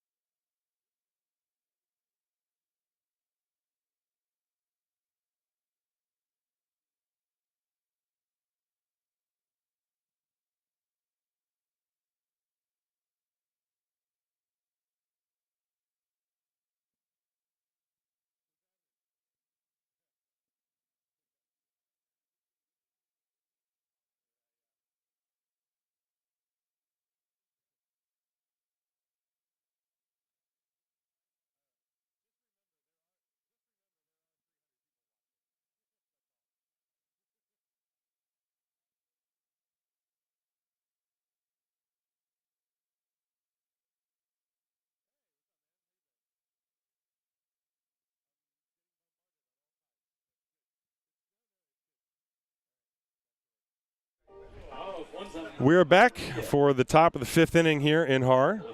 It is 3-1 Bonn. And Daniel Wolf, back out there, going to face the top of the order. Eric Brink, Terrell Joyce, And Wilson Lee, as the only inning in which Wolf really struggled was back in the the second inning, when the Bonn Capitals got all 3 of their runs. They scored 3 runs on 2 hits plus 1 error in that inning. And so now Wolf going to try to give the team some more length, keep things right where they are. As it'll be the top of the order, Eric Brink, Terrell Joyce, and Wilson Lee.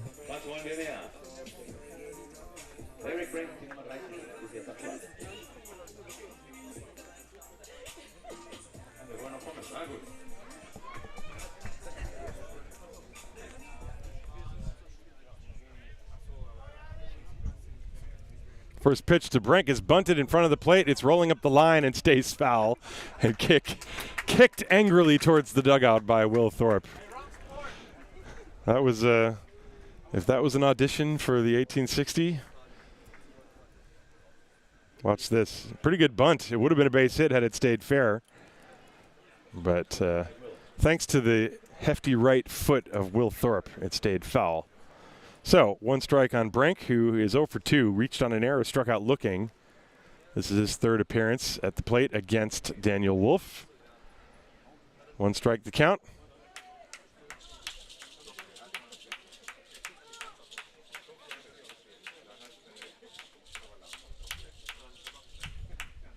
And that pitch is outside, 1 ball and 1 strike.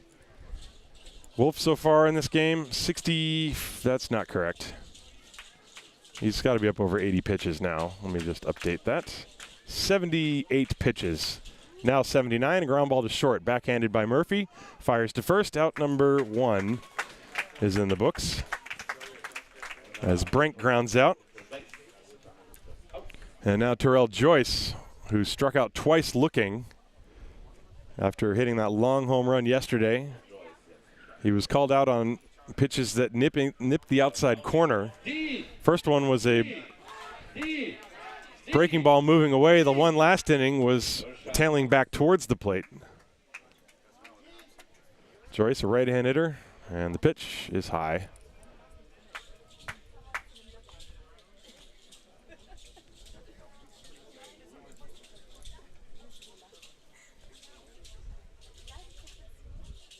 And the next one on the way. There's a swing and a foul. Joyce had a very good cut at that. He has power to all fields. I've seen him hit tape measure shots to right field. Obviously power to left field. We saw that yesterday. Does not really matter which part of the ballpark he hits it. If he hits it, it's going to go. That breaking ball makes him skip rope and the count 2-1.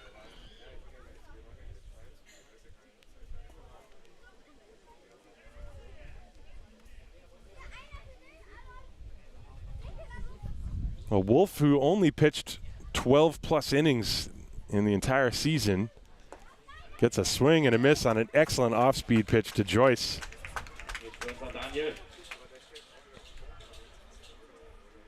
He's in his 5th inning. He's gone 4 1/3 so far.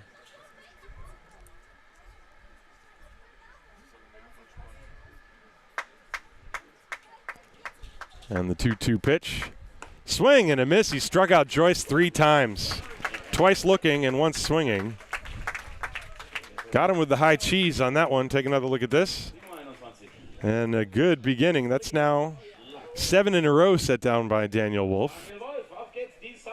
And so he's starting to find his groove. I mentioned when he sped up his pace and started pitching with a little energy and not being so careful, that's when the ball started moving. And he gets Joyce for the 3rd time. A good pitch from Daniel Wolf. Now Wilson Lee. 2 outs and nobody on. That's off the plate away. It looked like a little cutter or a slider. 1 ball, no strikes.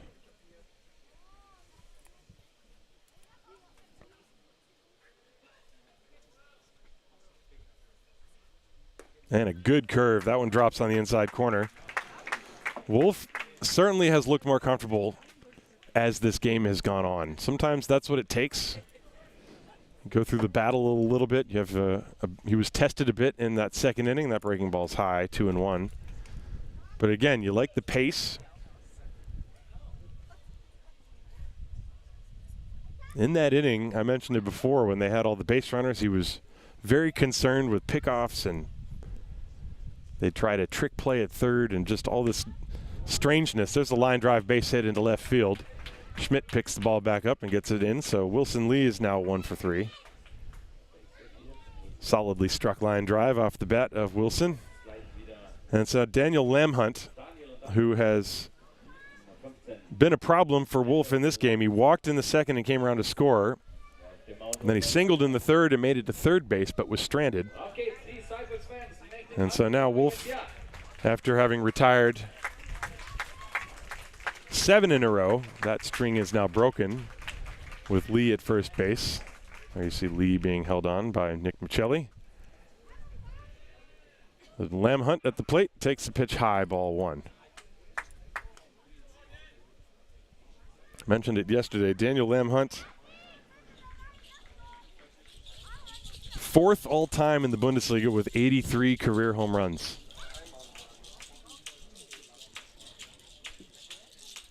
And that pitch is low, picked by Thorpe on the backhand.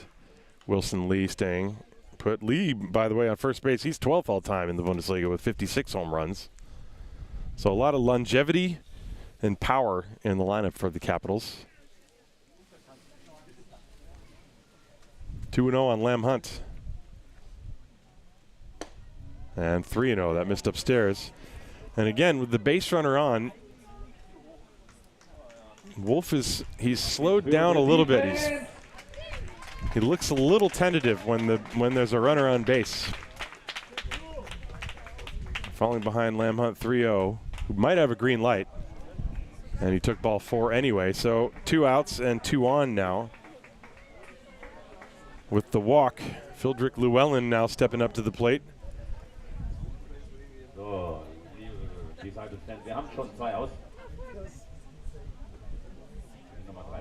And this is the type of thing also with young pitching. You want to see he was on a roll. He had retired 7 in a row, and then suddenly that string is broken. And you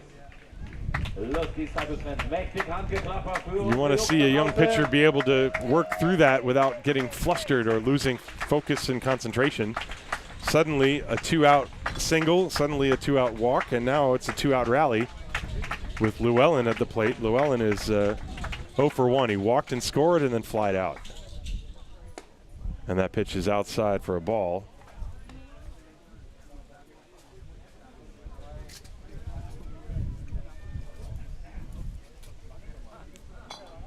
One and 0. That's a strike, and the count 1-1. And that time, Wolf sped up his delivery. He did not wait so long. Trying to find that rhythm is always difficult, especially when there was runners on. 1-1 pitch outside. Still 2-1 now. It is 3-1 Bonn. They got all of their runs in the second inning, excuse me. The Disciples scored an unearned run and took the lead right away in the first inning. And that lead did not last. There's a swing and a foul. Llewellyn with a good cut, the native of Curacao, Fildrik. 29 years of age, played in Paderborn last season. Solid offensive player, former Diamondbacks minor league player. He was drafted in 2012. And the count, 2 balls and 2 strikes the count to him.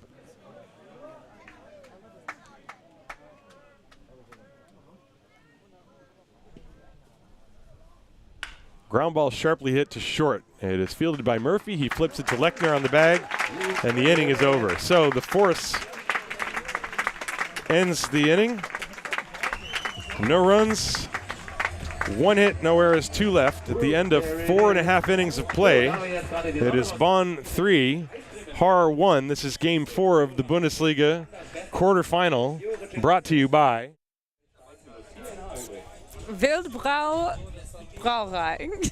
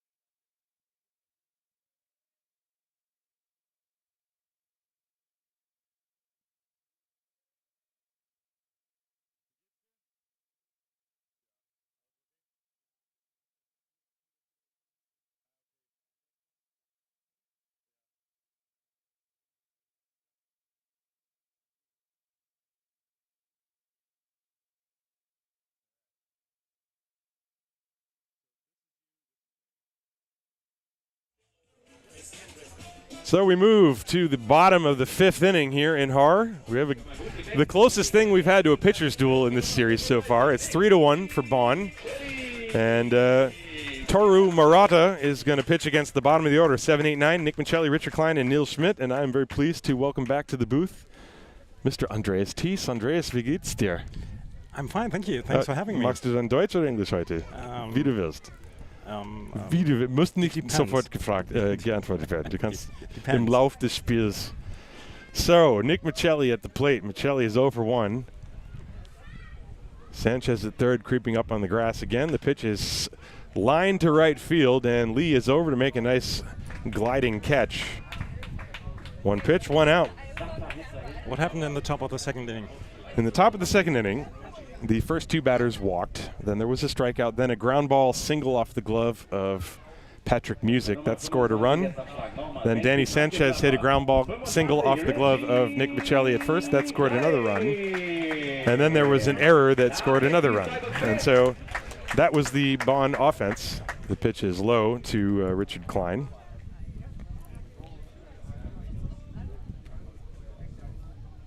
Klein is 0 for 1. He popped out to short his first time.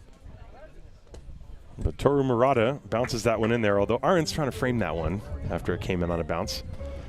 2 balls, no strikes. So last time you were here in Haar, you got to see some really exciting games when Haar beat Regensburg. There's a line drive base hit for Klein. I think I have a 3-0 record. Yeah, you got to do all the really great, exciting comeback wins, and I did not. So thank you for filling in and bringing your good luck. Not that we root for anybody, of course. We're totally impartial up here. We root for good baseball. That's what we root for. That's a good cause to root for. Yeah, and that's so far what we've had today. It's been a good game. Toru Murata has been stingy. He's been very, he's just a pro out there. You can see the way he handles the situations with runners on, the way he attacks hitters as Neil Schmidt bunts one foul. He's very composed out there. And he gave them 7 strong innings last week. That was the game in which Bonn won by a score of 11-2. I think he pitched 7 innings, allowing only 1 run in that game. And so far, well, he's on track to match that here in the 5th, only allowing 1 unearned run, as it is. And Schmidt bunting gets this one down. No, it hit him when he was in the box, so that's ball, strike 2, excuse me. Schmidt grounded to third, and then in his first at bat, and Patrick Music is the next hitter. So the number 9 hitter, this is pretty textbook. Normally bunting when you're down doesn't make a lot of sense, but the Disciples have not been able to put a lot of runners in scoring position at all. So Ryan Saunders taking the chance, but the count is now 0-2 as it is on Neil Schmidt.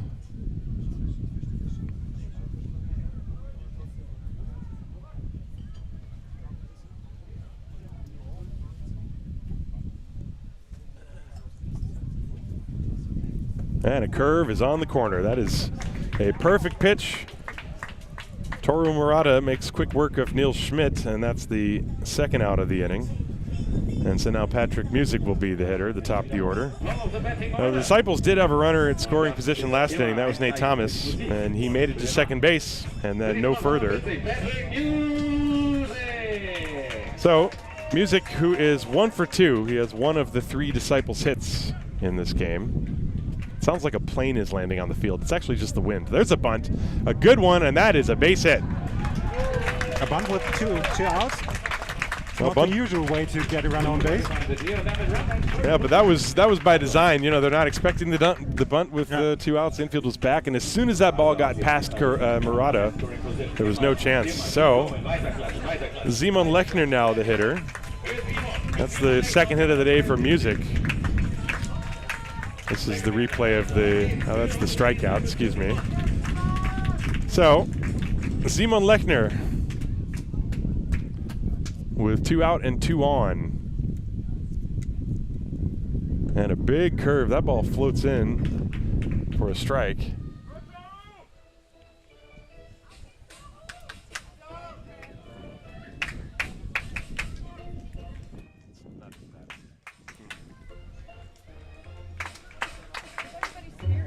0-1 on Lechner. There's a line drive down the line, and he pulled it foul. Now that could have scored, well, it would have scored 1. It could have maybe scored 2, but it was well to the right of the foul line. So 0-2 the count.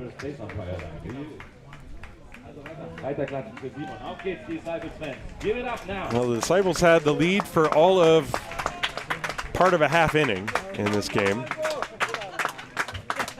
0-2 on Simon Lechner. Disciples desperately trying to force a game 5. The pitch is popped into shallow center field. Long run for Lankhorst. Will anybody get there? And the ball was caught by the shortstop, Eric Brink. He slid with his back to the infield. An excellent play. That would have scored a run for sure. With 2 outs, the runners can go at the crack of the bat. Look at this on the replay again. Watch how far Brink has to go to get this one. Gosh, that was a great catch. Man. Yeah, Brink been playing shortstop for Bonn for a long time, and he's found his way around out there for a second. No runs on 2 hits, no errors, and 2 left at the end of 5 innings complete. It is 3-1 Bonn. This is Game 4 of the Bundesliga quarterfinal, live on Disciples Baseball TV, brought to you by Wildbräu. Brauerei Wildbräu.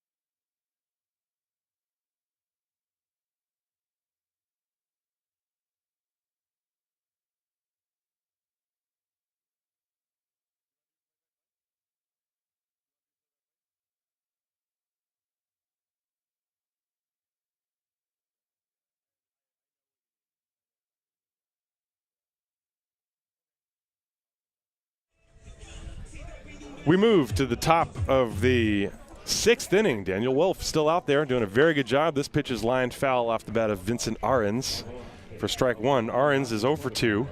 Wolf has really hung tough so far through 5 innings.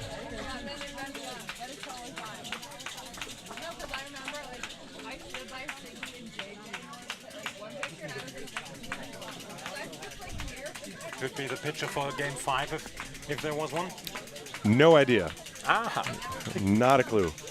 There's a swing and a miss. Great bullpen game by the Haar No Disciples. idea who's going to pitch for Bonn either if there's Game 5, just to be fair about that.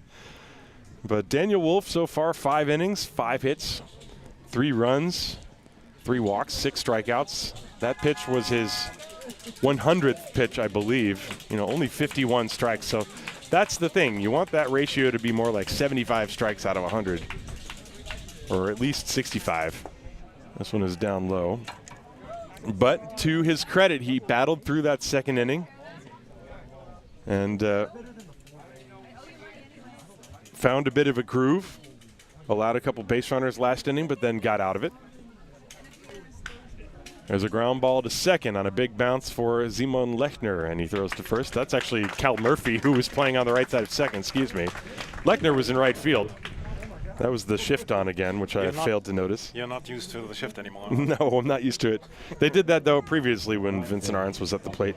So that goes as a 6-3 in the putout. Yeah, the shift in the pitch clock. I know you're used to the pitch clock. And I'm used to not to the shift. I'm used to the regular. Straightaway defensive alignment. That's the word, yes. Lewis Martin. I'm sorry, I'm really tired today. It's okay. I know the feeling. Pitch to Martin was a strike. And yeah, Andreas, one was for the people who maybe are not familiar, the esteemed Andreas Thies, who's joining us in the booth. He's been the voice of Major League Baseball on Sport 1 this season. And he's filled in graciously for me a few times on all the really exciting games that Haar has played this year. You got the Regensburg game, the Heidenheim game, I believe. And Hünstetten. Hünstetten, yeah, that was exciting too. 2 balls and 1 strike on Lewis Martin, who singled and scored, also drove in a run, and now he drives that to left field. Schmidt plays it on a bounce. So Martin has another base hit. There will be another game on Sport 1 today, but not with me. Ah, okay. Günther Zapp will be commenting and Tobi Dietrich. Ah, okay. Well, we know those guys over here. Here comes Boomer Saunders out of the dugout. That might be it for Daniel Wolf. Wolf over 100 pitches now. He has really done a fantastic job, especially given the shaky way the second inning began. And he hugs Will Thorpe, shakes hands with Patrick Music, and gets a nice round of applause as he departs the field. Daniel Wolf is going to give way to the bullpen, so we'll be right back after this pitching change. This is game 4 of the Bundesliga quarterfinal, live on Haar Disciples Baseball TV, brought to you by Brauerei Wildbräu.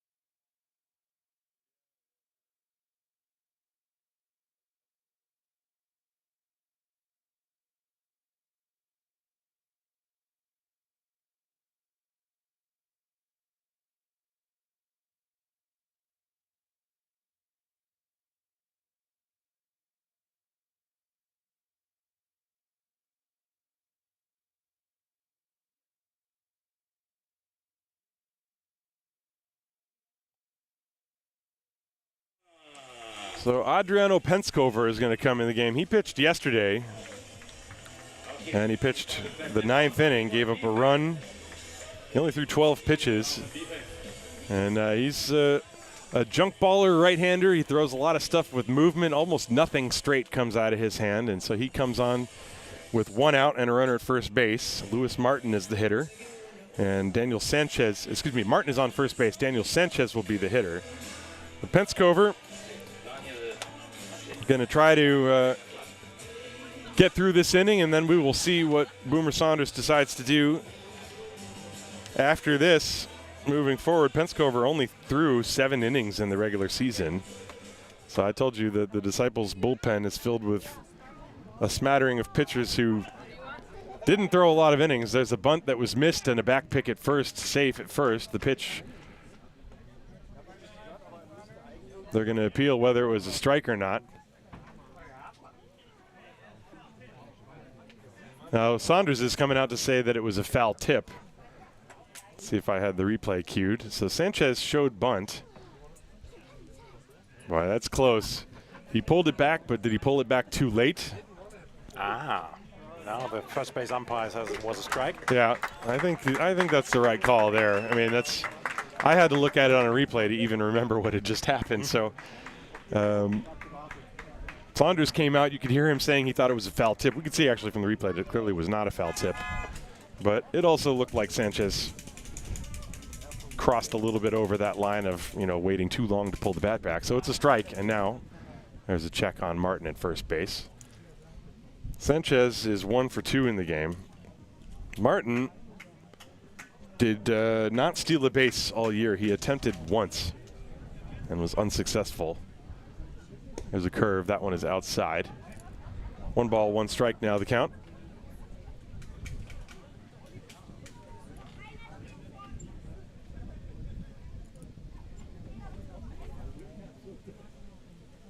And another check on Martin. who I repeat did not steal a base all year. But I guess that doesn't necessarily mean he's not doing it here. So Penskover trying to keep him close. 1 ball, 1 strike. Runner not going. The breaking ball is high. And the count 2-1. We are in the 6th inning. If the Disciples can somehow muster a rally and win this game, there would be another one directly after. Just passing 3 p.m. here. That one is outside. Ball 3, 3-1. You can hear Penskover grunting as he falls off the mound.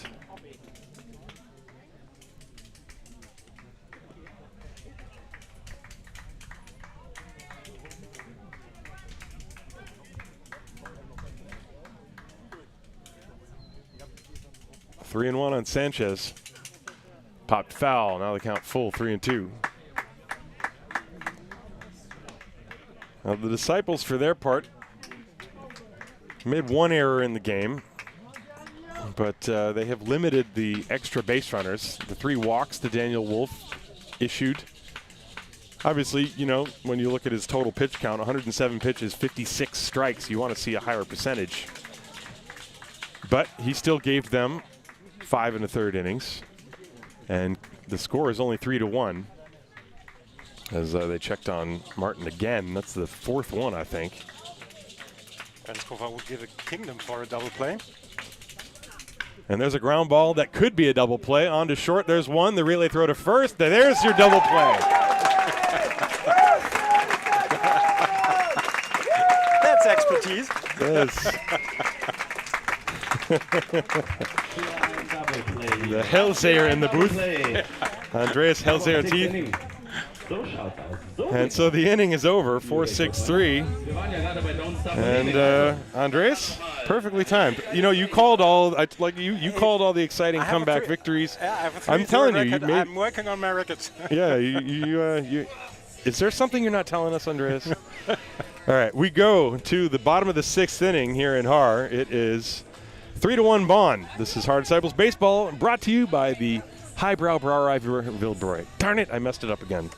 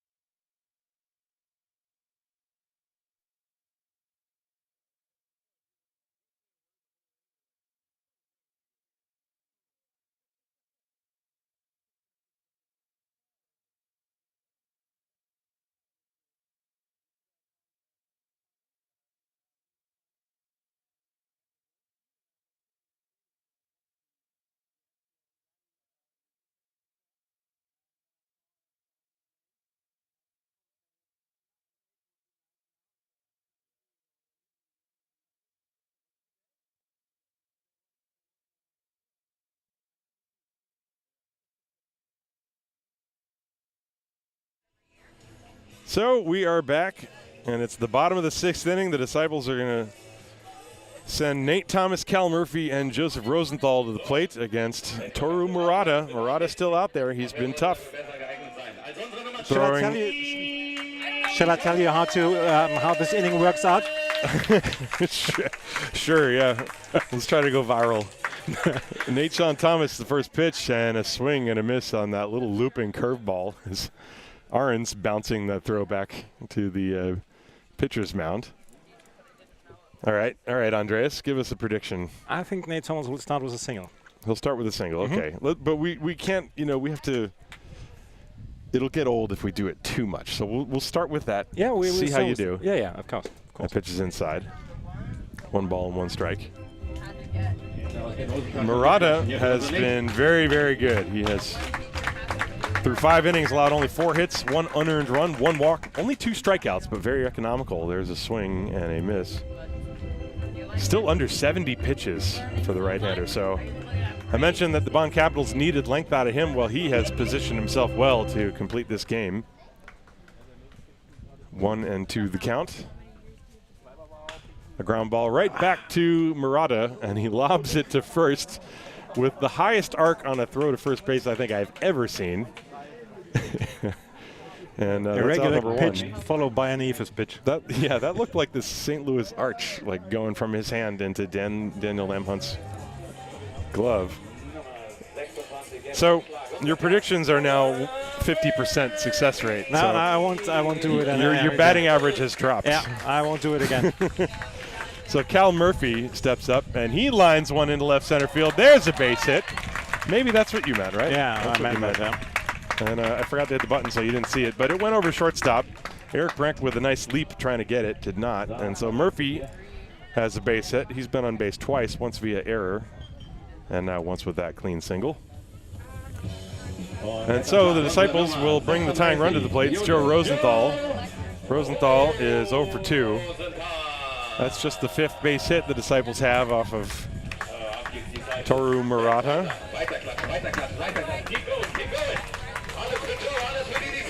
Murata only allowed 1 run last week, and actually the 1 unearned run, he's outdoing himself this week. Murphy at first base, a short lead. And the pitch to Rosenthal is inside for a ball. 1 ball and no strikes. Defensively, infield is straight away. They are looking for 2.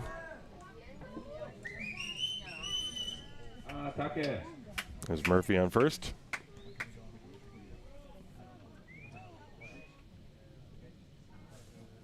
And a big chopper left side. It is a fair ball fielded by Sanchez. They get the force at second, not at first, but that was a very good play by Daniel Sanchez. That was a great play by the third baseman, yes.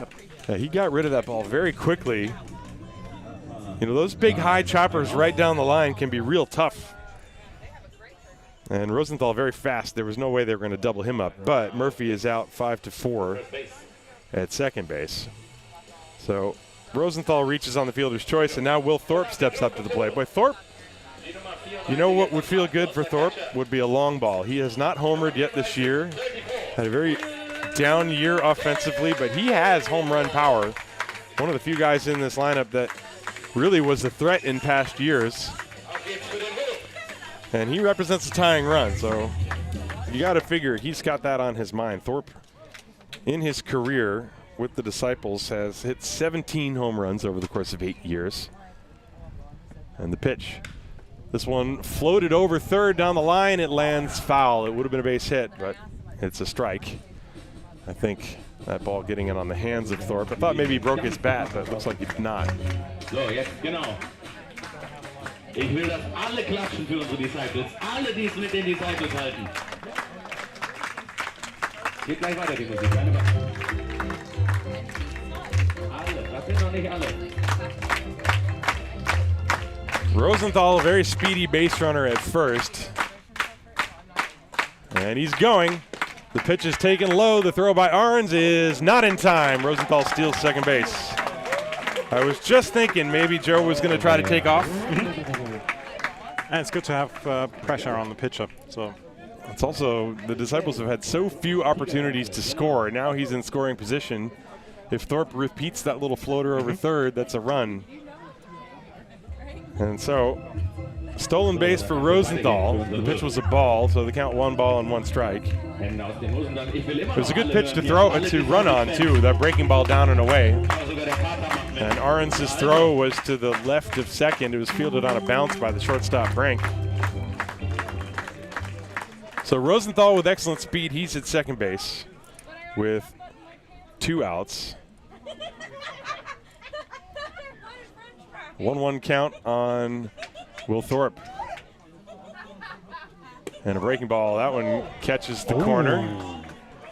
And Thorpe turning around saying, make sure you give us that one too. 1 ball and 2 strikes. I would have thought that it was a ball. I just looked away after the pitch because I wasn't sure that it was a ball.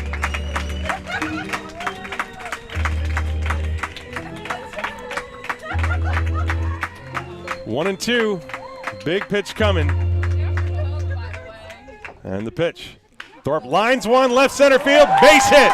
Rosenthal around third. He's coming to the plate. He will score. And that stolen base does, in fact, give the Disciples a run. It's 3-2. Just as you wrote it up. A big hit for Will Thorpe to drive home Joe Rosenthal. And now Thorpe, the tying run, he's on first base. He waited on that breaking ball and squared it up nicely and drove it into left center field over the leap of Eric Frank. And so we have a one-run ball game. I have to say, this is a great atmosphere in that ballpark today. The atmosphere all year in Haar, it's been great. Really fantastic. We should actually take a minute and talk about that because, you know, you had the pandemic years with no fans allowed. As Nick Michelli steps up and he pops one up, that's going to go out of play.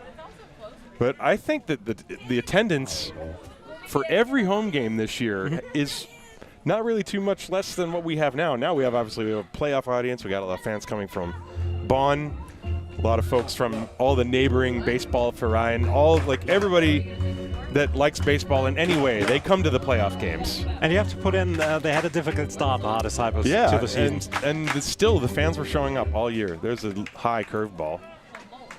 And so that's actually a good point. I'm glad you bring that up. The atmosphere is always great. I mean, the more people, the better.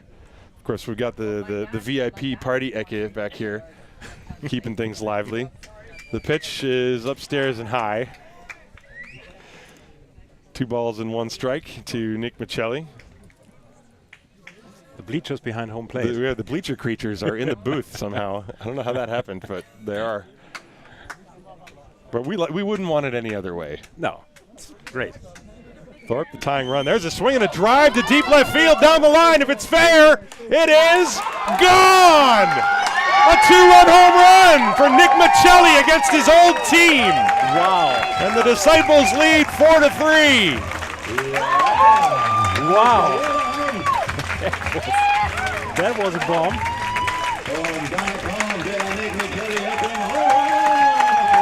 A 2-out rally. This is getting interesting. Watch this. It had the sound, it had the perfect trajectory, and it stayed just inside the foul pole. And this ballpark erupted. And out of the dugout comes the coach. That is Marcus Solbach out of the dugout to chat with Toru Murata. The Disciples take the lead. Boy, that stolen base by Rosenthal, getting himself into scoring position. That was huge. Murata is going to stay in the game.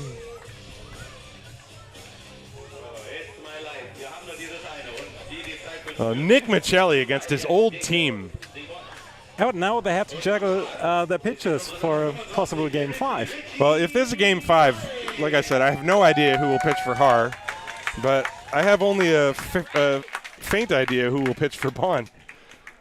But still a lot of game to go here. This is Richard Klein taking a strike. We are in the 6th inning, a dramatic home run by Nick Michelli. That's his biggest hit of the year for sure. You know, he had come in hitting at 189. He did not have a home run all year. And like I said, just because he didn't have a home run all year doesn't mean you can't hit one now. And boy, he just did. That was a big one. Richard Klein swings and fouls that at the plate. And that one got a piece of Vincent Ahrens.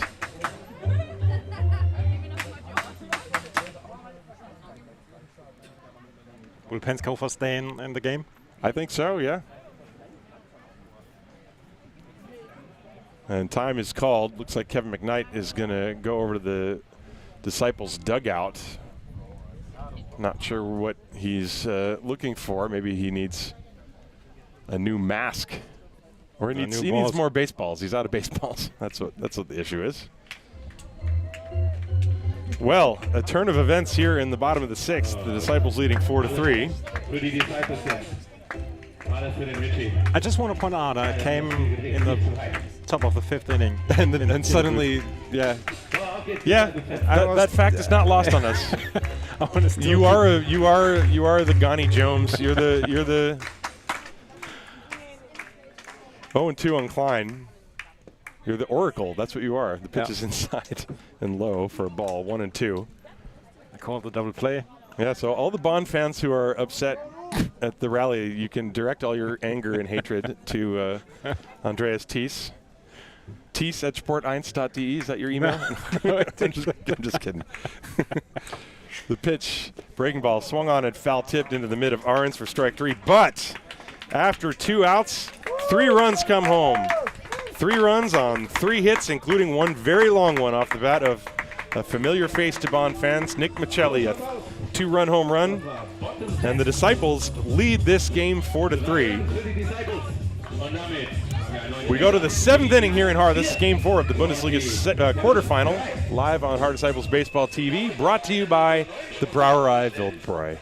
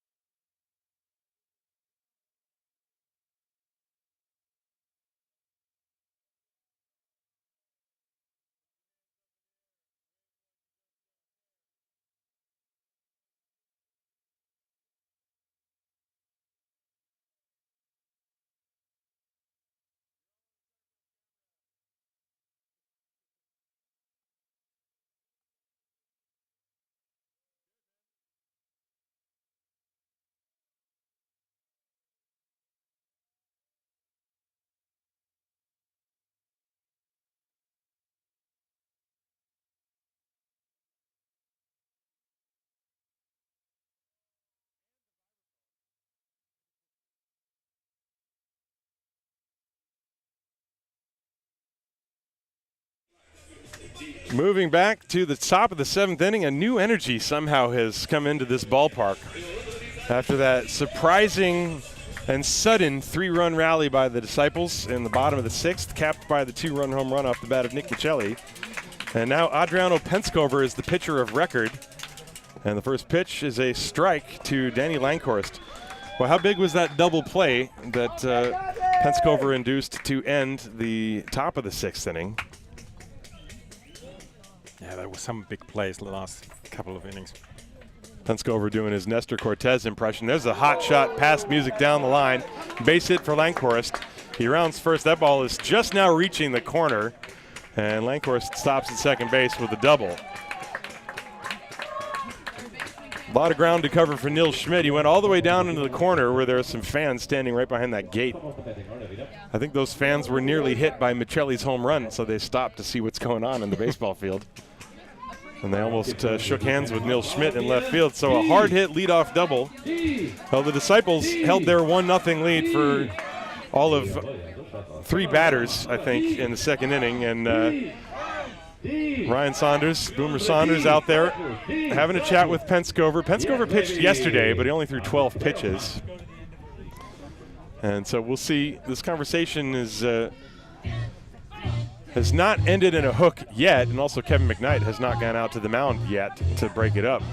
So Saunders is just going to wait and give his pitcher in the bullpen time to warm up. And now McKnight begins the journey out to the mound, and Luke Steinlein is indeed emerging. So Steinlein's going to come in.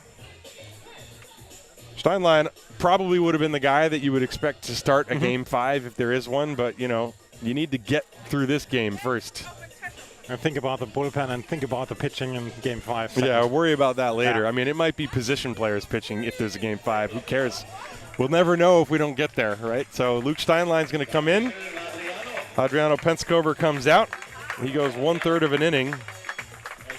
And we'll take a short break. 4-3 Haar. This is Haar Disciples Baseball, brought to you by the Brauerei Wildbräu.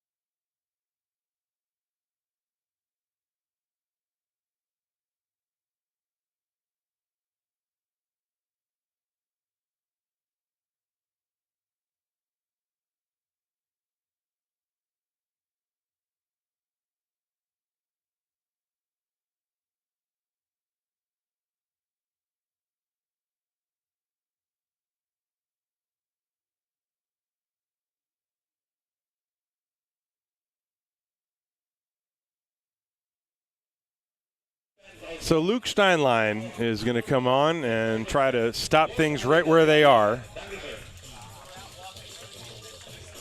As a runner on second base, that's Danny Langhorst. And it's going to be Eric Brink, Terrell Joyce, Wilson Lee, top of the order now. As Adriano Penskover gives way to the veteran Steinlein. Steinlein, you know, this year he only pitched 12 innings, but he has pitched 15 seasons with the Haar Disciples. And in his career, over 500 innings. ERA of around 4.5. He has struck out 421 batters in that time. So he's, you know, he has served at times as a starter. He's been a closer. He's pitched long relief. He has done it all for the Disciples. He's also played the field quite a bit. And he's one of those unflappable characters out on the mound. He does not get afraid of any situation. He throws a knuckle curve, fastball change. And his thing, of course, is hitting the spots. So Eric Brink, the hitter, runner at second base, is the tying run. That's Danny Langhorst. And this one is bunted down the third base line. It is a foul ball fielded by Music. Strike one, the count to Brink. As Music was back. And so anything bunted on that side of the field would be a base hit unless Steinlein can get to it.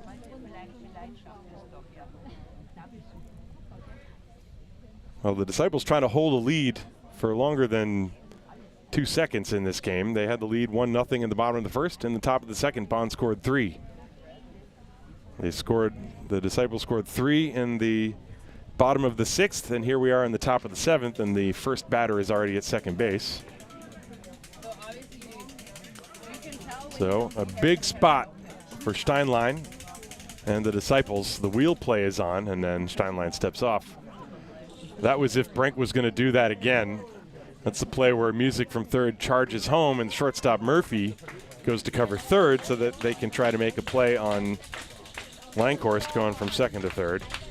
And all in all, it was just a big time waster as Steinlein just stepped off. So the count 0-1 to Eric Brink, who has been held at base so far today, 0 for 3. The wheel play is on again. The pitch is high. No sign of bunt from Brink that time, 1-1. Holding field is on alert, on high alert right now. I think Brink was trying to bunt for a hit. I don't think he's going to do it again. That's just my uninformed opinion. He's too good a hitter. And you got Joyce and Lee and Lamb Hunt, Llewellyn, you have all those guys after him. They do it again, though, and he does bunt, and it's popped foul behind the plate, out of reach. For strike 2 now, I doubt he'll be bunting. No, I don't think so either. That one looked more like a sacrifice. I think the first one kind of looked like he was bunting for a hit.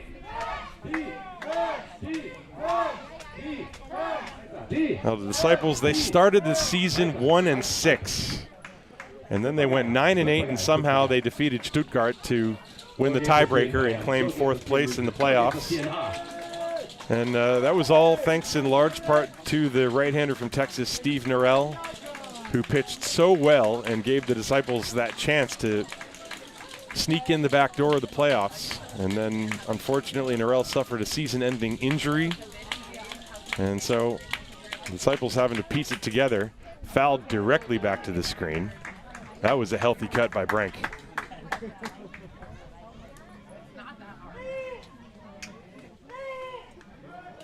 Yeah, the atmosphere is picking up, but with that bottom of the 6th inning, certainly got the crowd back in.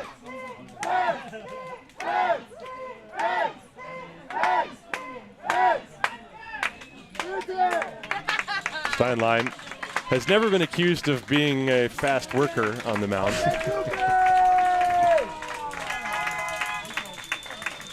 1-2 to Brink.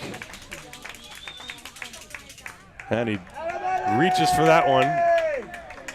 And Terrell Joyce, the on-deck hitter, going to have to go and get another foul ball. That's the second one. He wouldn't be too happy with the pitch clock, would he? I'm sure he'd adjust. He's, you know, he's. Kenley Jensen adjusted it well. I think that, yeah, if Kenley Jensen can do it, then anybody can, right? But Steinlein's the kind of guy I think if you just tell him here's how you have to do it, he would be able to do it. But when it's not there and you have the luxury of being able to slow down and really take your time and get relaxed and let your arm recover from the previous pitch. This runner on second base looms large. So. Yes. This is a big spot. The 1-2 just missed. And Steinlein, I think, is swearing into his glove. Displeased with that call. That was a great pitch. 2-2. Watch this one again. Oh, that was a great pitch. Steinlein immediately put his glove over his face so that he could scream something into it without irking the home plate umpire. 2 balls, 2 strikes. This is a playoff game after all. And that one up over the head, and boy, Thorpe caught it and then tried to deke the runner. That was a great catch by Will Thorpe. So a full count, 3-2.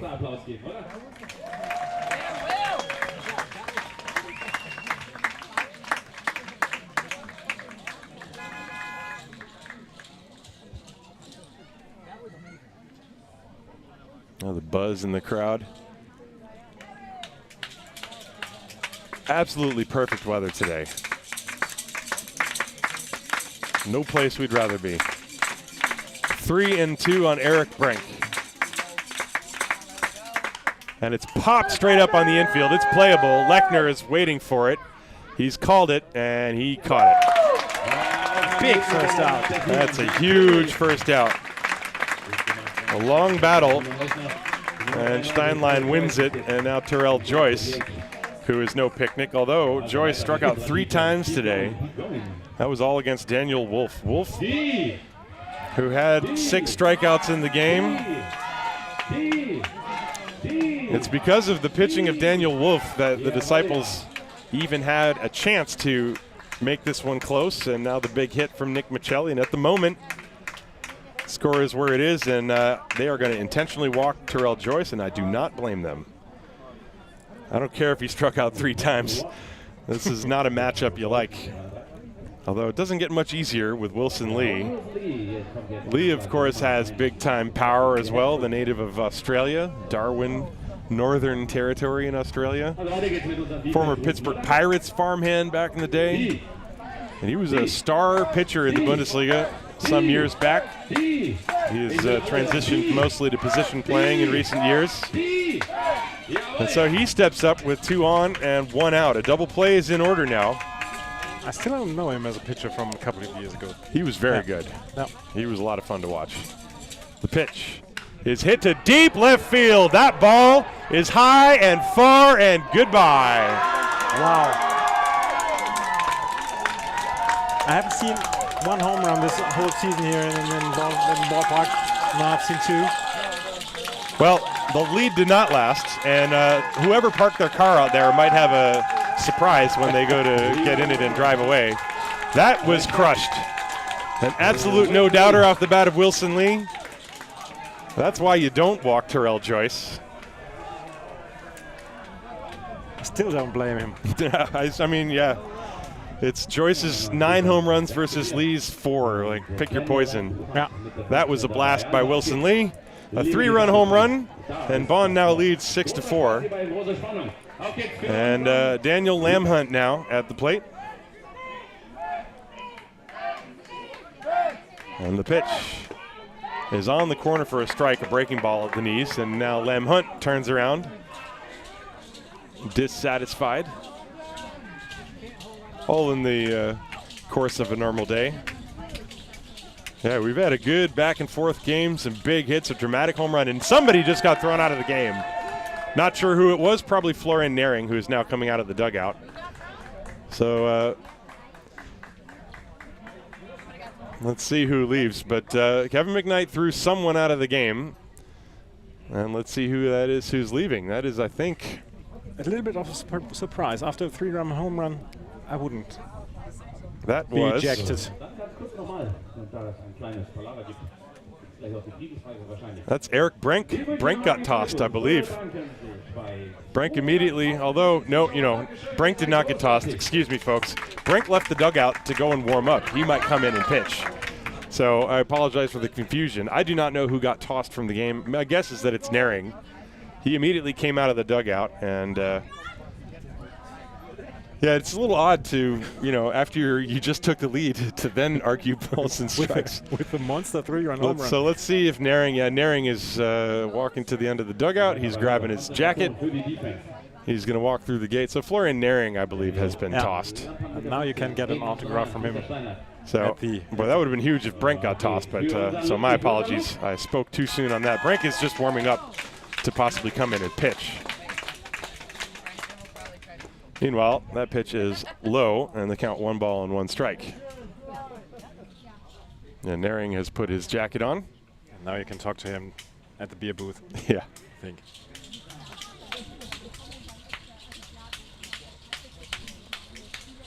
One ball, 1 strike. There's a swing and a miss on the pitch in the dirt. I mean, my guess is that Naring said something that was off, out of line, and arguing balls and strikes. You can't argue balls and strikes, so that's it. So he's out of the game. Still, after a 3-run home run. 1 ball, 2 strikes. I still would be filled with happiness. And that one is taken low and away. 2 balls and 2 strikes.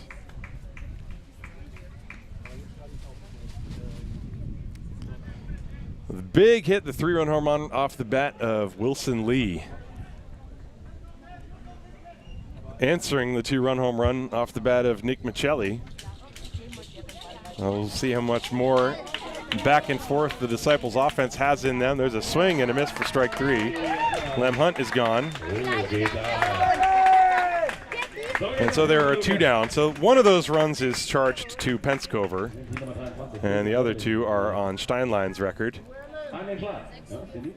So Penskover, the book is shut. He goes 2/3 of an inning, 1 hit, 1 run. And now Phildrick Llewellyn will step up to the plate.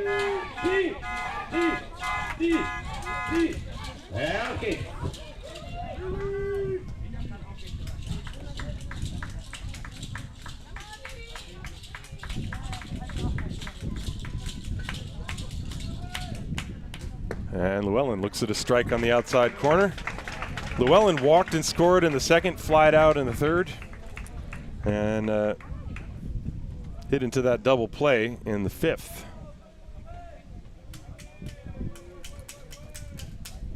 And a good breaking ball on the corner. Beauty of a pitch. Yeah. That's the one that you would have wanted to throw to Wilson Lee. Of course, yeah.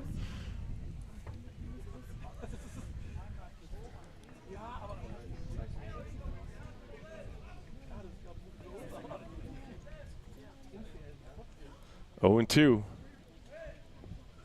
That's in the dirt, well short of the plate. 1 ball, 2 strikes.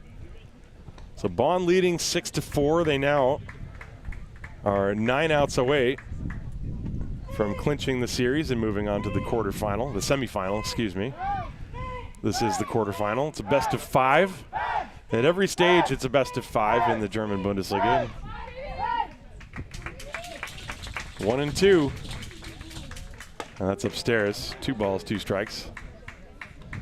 You know, back when we think back to 2017 when Bonn played Haar in the semifinal, and that went to a game 5 thanks to that 3-hit shutout from Ryan Bollinger. And then Steinlein got the start for game 5, and he hadn't started all year. And he pitched 7 scoreless innings in a game that stayed scoreless. Still remember that game, yeah. Such an intense day of baseball that was, and shared between these 2 teams. It was really, for me, that was like one of the most exciting weekends of baseball in the Bundesliga that I've experienced. It was a special team back then. That's taken upstairs for ball 4. Still marveling about that Ryan Bollinger season. Yeah. There's a lot of people still doing that. That pitch is upstairs. So ball 4 for Llewellyn. He's aboard for the 3rd time. Speaking about Ryan Bollinger. Yep, he'll be out of the dugout to chat with Steinlein. Steinlein, I think, is the end of the line, and it's his job to go as far as he can. Yep.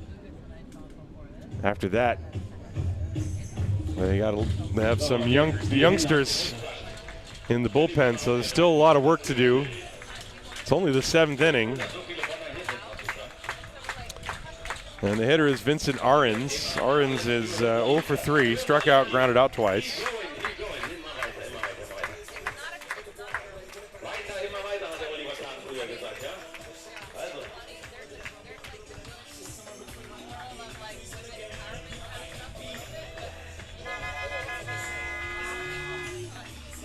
So Ahrens steps up. Bollinger goes back to the dugout. Steinlein's job is to get Vincent Ahrens. There are 2 outs in the inning. 3 runs are in on the 3-run blast off the bat of Wilson Lee. Good old-fashioned come-from-behind 3-run home run. Little pickoff attempt at first. Michelli applying the tag to his former teammate, Llewellyn. So Ahrens at the plate, Llewellyn at first, 2 down, 6-4 Bonn. And the pitch, that's high. 1 ball, no strikes.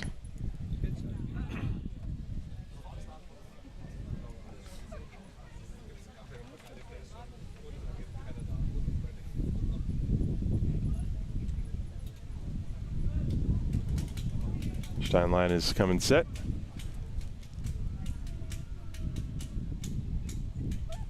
The ball popped up, left side, foul territory. Thorpe looking for it. It's going to be over the screen. On the other side for strike 2.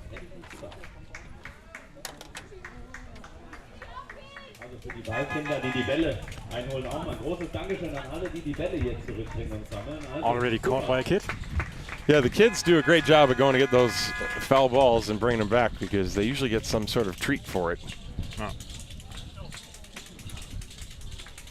It's good to, keep that youthful energy, keep the place clean. 0-2 on Vincent Ahrens with Llewellyn at first, very short lead. Doesn't look like he's going to go anywhere, but you never know. And they check on him. Michelli just freezing like a statue to receive that throw. There are those little lighthearted moments in between that's kind of fun, especially when you got a guy playing against his former team. He knows everybody so well. And there goes Llewellyn. The pitch is taken for a ball. Thorpe's throw is... that was close. Skipped out of the glove of Murphy. Might have been there in time, but Llewellyn is in. That would have been close if he had come. I mean, it was on a bounce, but it was perfectly placed. Yeah. It's the type of thing where Murphy fields the ball in the spot where the tag would be applied. It'd be like Llewellyn would be tagging himself out. But the ball popped out, and so it's a stolen base. 1 ball, 2 strikes on Ahrens. Now another run out at second base. That's a big run, Llewellyn. 2 out hits. We said the same thing in the bottom of the 6th for the Disciples.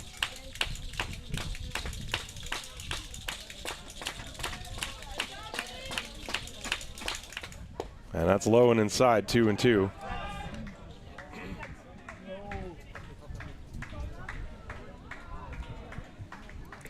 Well, it's 20 minutes to 4. So, still got 3 more innings to play. What do you figure? We've been about there goes Llewellyn for third. The pitch is high. Throw to third. He is out. Stealing third, that is always a great idea. Fielder Llewellyn thought that thought Steinlein fell asleep, but he was caught this time.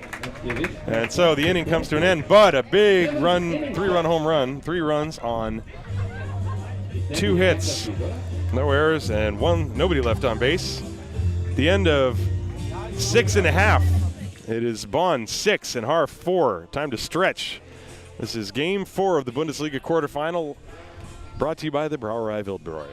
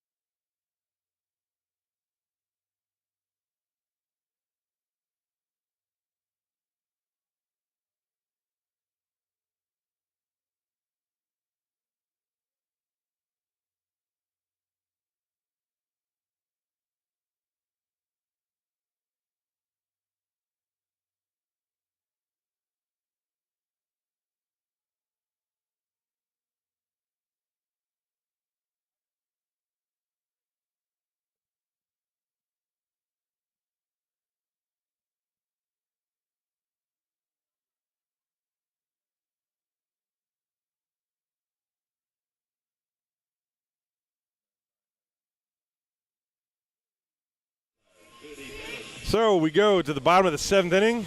Everyone is all stretched. Vocal cords have gotten a workout. We heard a lot of singing here in the ballpark.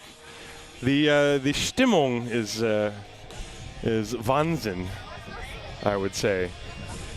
It's been really a fun ball game, back and forth. Yeah, of course. Yep. You had the excellent gutsy effort by the young Daniel Wolf, and then the very professional and excellent pitching of Toru Murata. Big home run by Nick Michelli, an even bigger home run by Wilson Lee, and Bonn leads 6-4. The fans, however, are enjoying every minute of this, and why not? That's what we're here for. Niels Schmidt, the number 9 hitter, swings and misses strike 1. Schmidt 0 for 2 with a ground out and a strikeout. It'll be Schmidt, Music, and Lechner. See the question, who got ejected? Florian Nering, the coach, one of the coaches for Bonn, was ejected for arguing balls and strikes or saying something in response to a ball strike call. And now not sure what it was, but it was a very quick ejection, so it must have been good. He's standing on the right side from us, and he's still arguing balls and strikes. Well, once you're outside the field, you can argue all you want. The pitch is inside for a ball, 2-1. I would never. Well, we do not. I mean, I don't know if you ever tried umpiring. It's real hard. No. I wouldn't do it. Pitch is hit high and foul off to the right. I ump slow pitch softball games reluctantly. And so Toru Murata has been very good. 6 innings so far, 7 hits, 4 runs, 3 of them earned, but the key, only 1 walk. He has really made the Disciples earn everything they have. There's a line drive, base hit past the leap of Sanchez, and Niels Schmidt squares one up. Is it time for another rally? Well, the way the last few innings have gone, why not?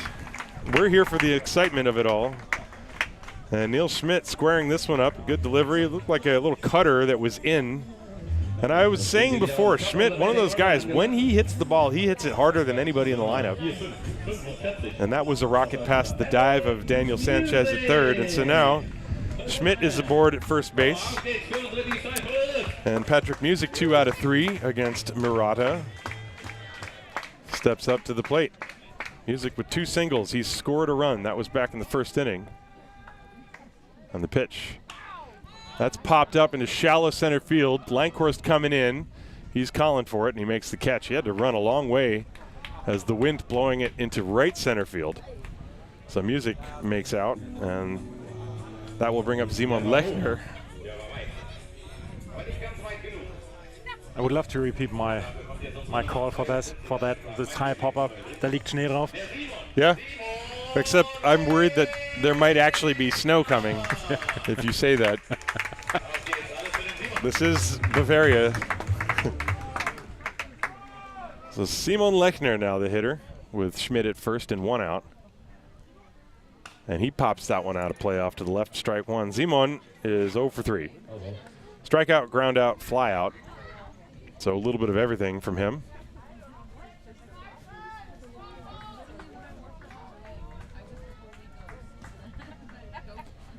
Toru Murata trying to work its way through the 7th inning.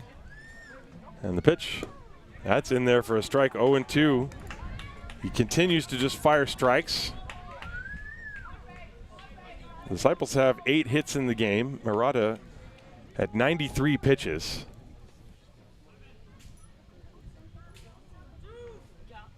And the pitch slapped off to the left, and that's going to trail foul. Count remains 0-2. I really love his calm demeanor on the mound. He's still just doing his job. There's no strange behavior on the mound from him.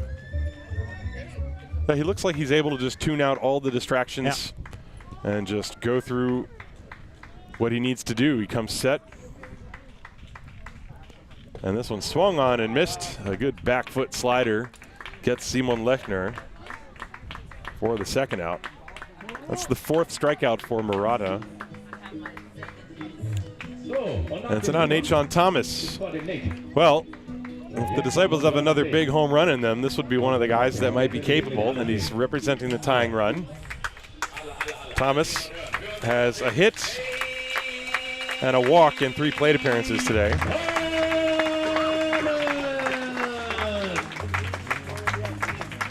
2 down, and Neil Schmidt at first base.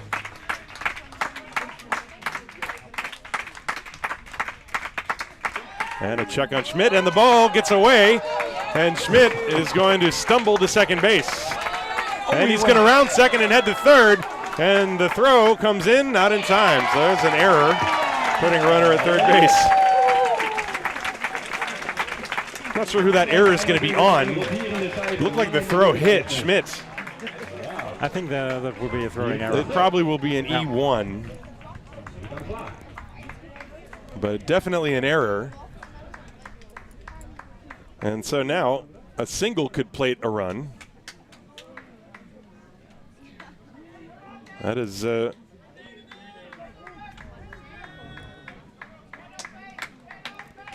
second error of the game for the Bonn Capitals.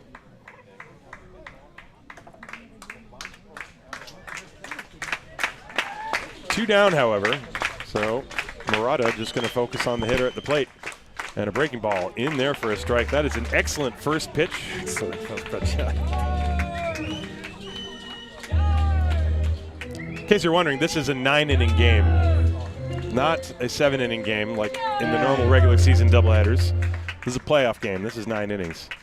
That ball hit in the air to shallow right center field. A long run, but Lee is there and a diving try, and Lankhorst could not catch it. And so a run scores on a bloop single.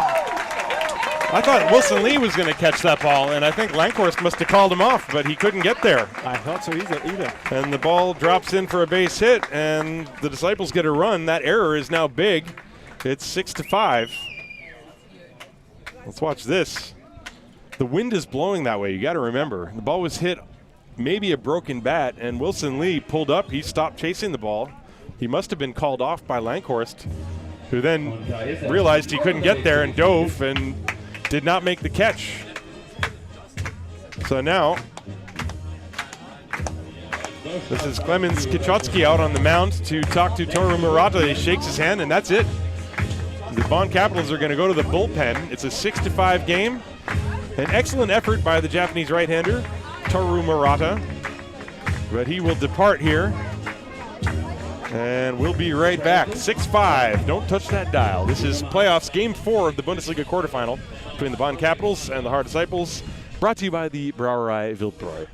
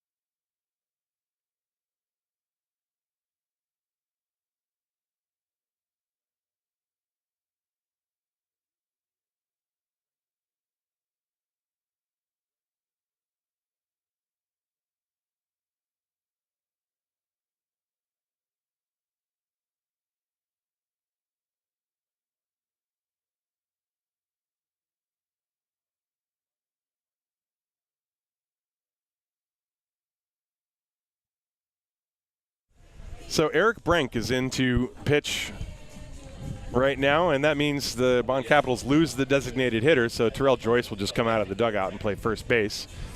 Daniel Lamhunt moves to second base, and Lewis Martin is going to play shortstop. So now the infield is Sanchez, Martin, Lamhunt, and Joyce. And the hitter is Callum Murphy, with Nate Thomas, a speedy base runner on first, and the pitch is fouled away. Murphy aggressively going after the first pitch from Eric Brank. So Murata goes 6 2/3. He's responsible for Nate Thomas. That run at the moment is unearned, but it could turn into an earned run if a couple more hitters get a hit. There's the runner. The pitch is inside. The throw to second base is in time, and Thomas is out. That was an excellent throw by Vinny Ahrens. Thomas did not get a great jump on that. And it even looked to here like to the naked eye from here like he was probably out. But a quick pop time from Vinny Ahrens. But you knew Thomas was going to go. And Ahrens guns him down. So the inning is over. But the Disciples get one run. That's an unearned run on 2 hits. There was 1 error and nobody left on base. So we go to the 8th inning now in Haar. It is 6-5, a 1-run game. Game 4 of the Bundesliga quarterfinal, brought to you by the Brauerei Wildenbräu.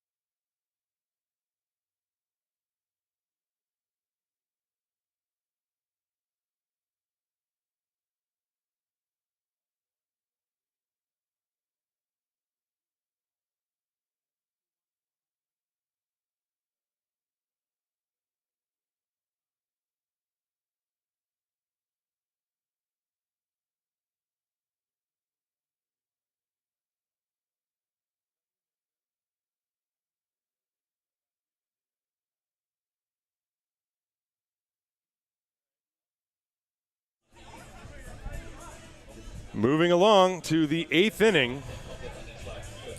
And now it's raining. Is it raining? Well, we are in Munich.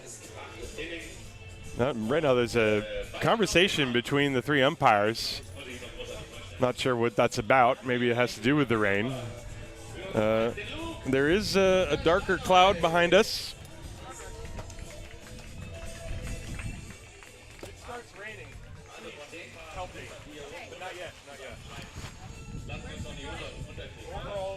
Over all this.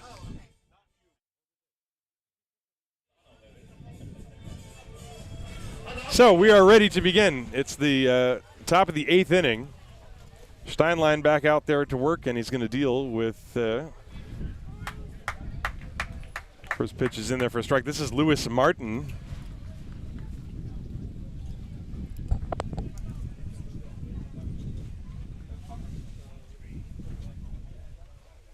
And this one chopped on a big bounce to short, picked by Murphy. The throw on the run, and the scoop on the back end could not be completed. He gets down the right field line, and Martin is racing to second base. He is there. That's going to be probably a base hit and then an error on the throw.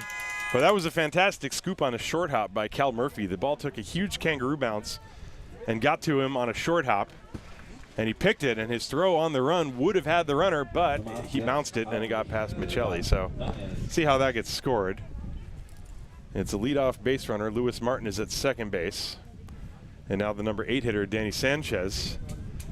After Sanchez, Danny Langhorst. Then the top of the order, Eric Brink.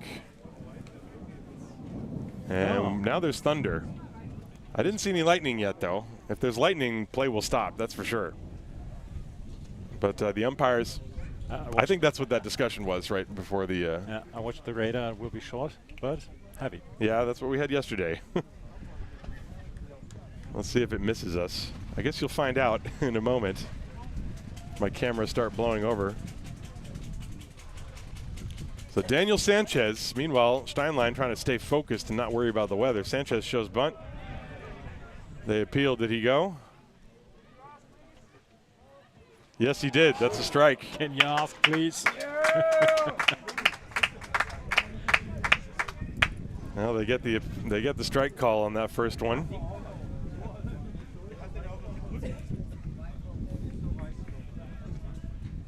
Oh, and 1 the count to Sanchez. It is 6-5.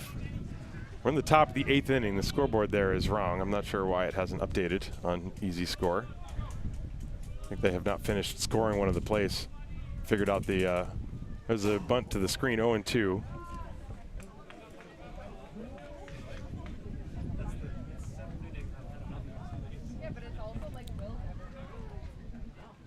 Maybe you want to go tell the scores.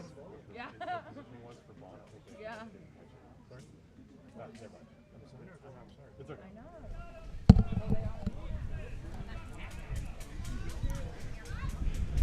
2 strikes to count to Danny Sanchez with the runner on second base. That's Lewis Martin. There's always that one cloud. That pitch is high and outside. 1 ball, 2 strikes. Yesterday, we had sun and it was beautiful. And then one cloud came and it rained sideways for like 5 minutes. It was beautiful today too. Yeah, well, I just hope that the rain today doesn't get as bad as it was yesterday. That ball has popped up out of play. Still 1-2.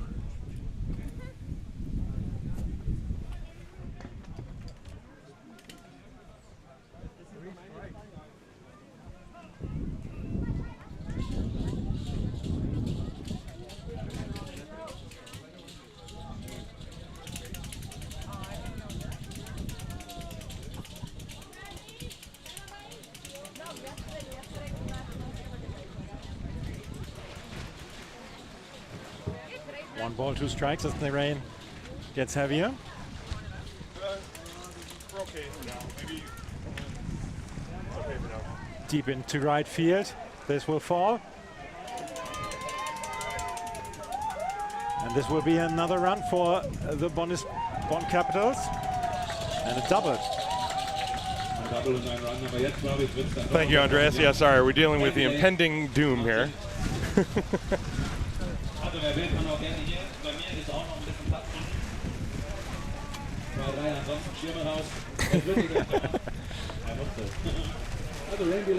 No, now the going. Oh, we're gonna have a rain delay. Good. I couldn't see because I'm covered in a tarp right now. Yeah, there's gonna be a short rain delay, folks. It is 7-5 Bonn. We'll take a quick break and let you know in a minute what's happening.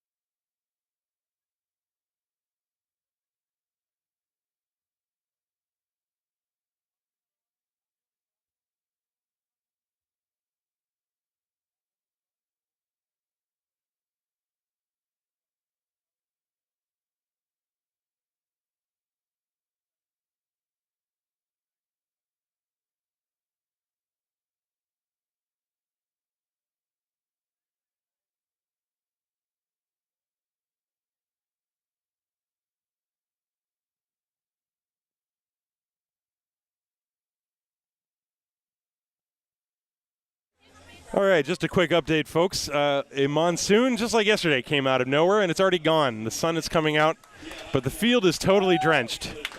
So this is going to take a while. We are in the 8th inning. It's 7-5 Bonn. So the Disciples are immediately going out to start using the buckets to drain the pools of water that have collected on the dirt of the infield. This exact thing happened yesterday, and it took roughly 45 minutes for the field to be in good playing condition. So I'm going to assume that at least we're going to have a 45-minute delay. If not, I mean, I highly doubt they're going to just call the end of the game right here in a playoff game when we're already in the 8th inning and Bonn has the lead. I suspect they're going to do everything we can to play this game to its conclusion, but it's going to take a while before play resumes. So I will leave the stream on, obviously. I'll leave the camera on, and you'll be able to see what's going on the field. But I will chime back in when I know more information. So until then, we're taking a short break. This is Haar Disciples Baseball, brought to you by the Brouwerij Wildbrooi.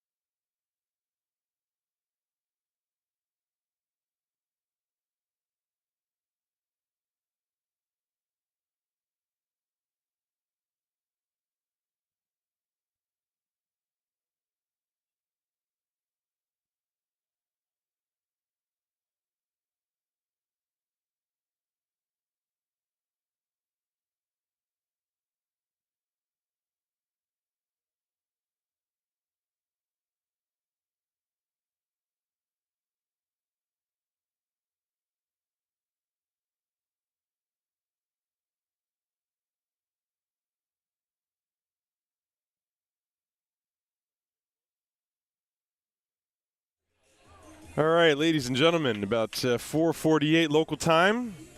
The field is in good playing condition. Boy, it absolutely poured for 6 minutes, I want to say.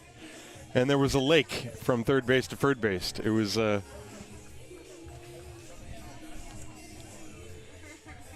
it drenched the infield. That's exactly what happened yesterday, and exactly the same series of events that took place after the fact, and that is the Disciples were very quick as one could be.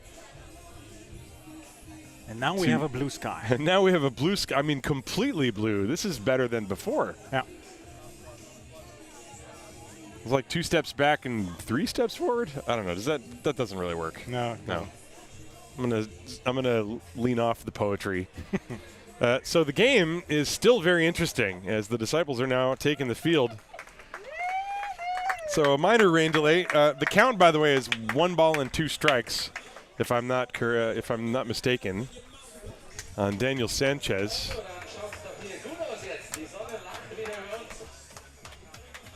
So Steinlein is on the mound. Lewis Martin is the runner on. Or what happened? Did Sanchez get a base hit? Sanchez got a base hit. Looking at my scorecard here. There is a runner at second base. The Bonn Capitals lead 7-5. We are in the top of the 8th inning. Luke Steinlein in that sun-splashed field is throwing a couple warm-up tosses.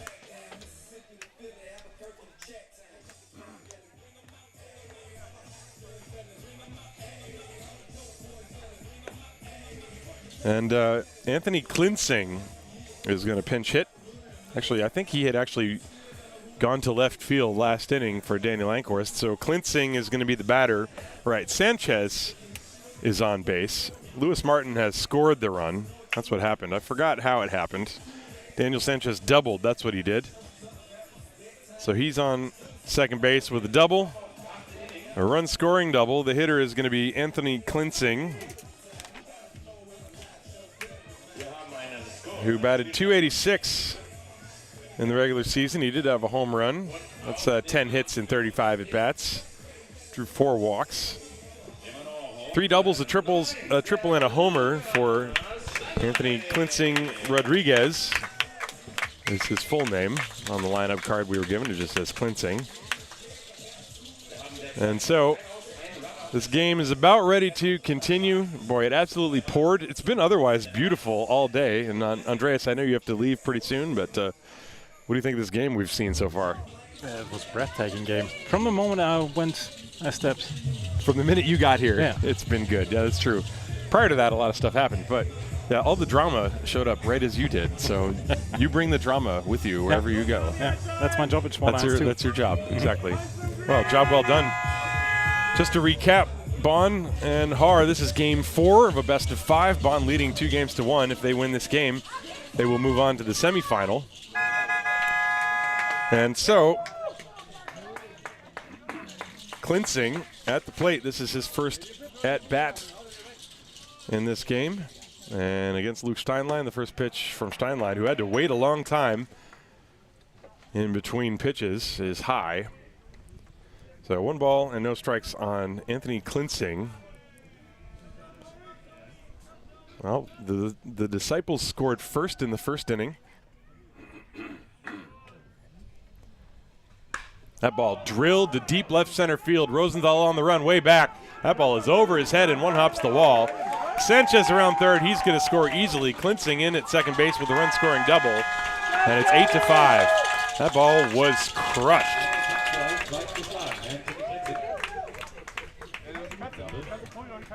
The crack of that bat was quite loud.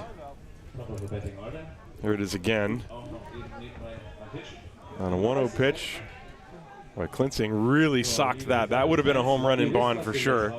Here at one hops left center field fence. And so now Klinsing trades places with Sanchez. It's 8-5. Bonn, they are beginning to smell that victory as the top of the lineup. Now Brank, who is the pitcher, he hits a ground ball to the hole. That's through for a base hit. Klinsing is held at third as Schmidt comes up with a good throw. Brank on his way to second. The throw there, and he is out. That was a great throw. It was an excellent cut also. That was Murphy, the shortstop. Excellent throw by Schmidt. You're right. He came up firing, hit the cutoff man, and they get Brink trying to steal the base on the back end there. But it's a single for Brink, and then he's cut down for out number 1. That's the first out of the inning. The play goes 7-6-4.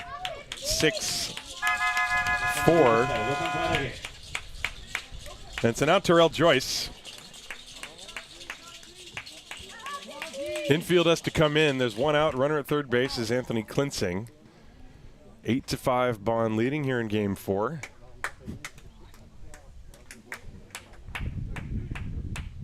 And the pitch is a strike on the outside corner, 0-1.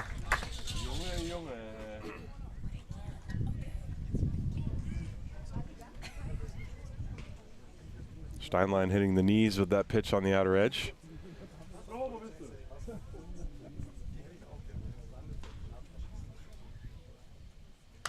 That ball popped up a mile high, foul ground off to the left. Thorpe and Music calls and makes the catch.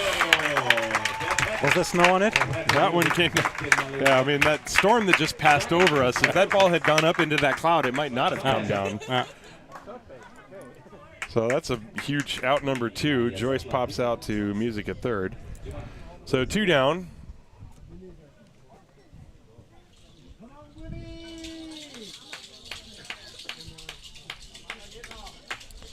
And Wilson Lee, whose last swing produced a bomb over the left center field fence, and that gave Bonn the lead. And a curve is on the corner for a strike. He wasted no time. He swung at the first pitch from Steinlein, got a belt-high fastball, and absolutely walloped it for a 3-run home run. That was the biggest blow in this game. There's a fastball strike on the inside corner, 0-2. For the Disciples, their moment was when Nick Michelli hit a 2-run home run to give them a short-lived lead in the bottom of the 6th. But the home run by Lee was in the top of the 7th. 0-2. Swing and a miss. This time he got him. Steinlein gets the strikeout to end the inning, but another run comes across. It is 8-5 in favor of the Bonn Capitals. We move to the bottom of the 8th inning here in Game 4. It's Haar Disciples Baseball, brought to you by the Brauerei Wildbräu.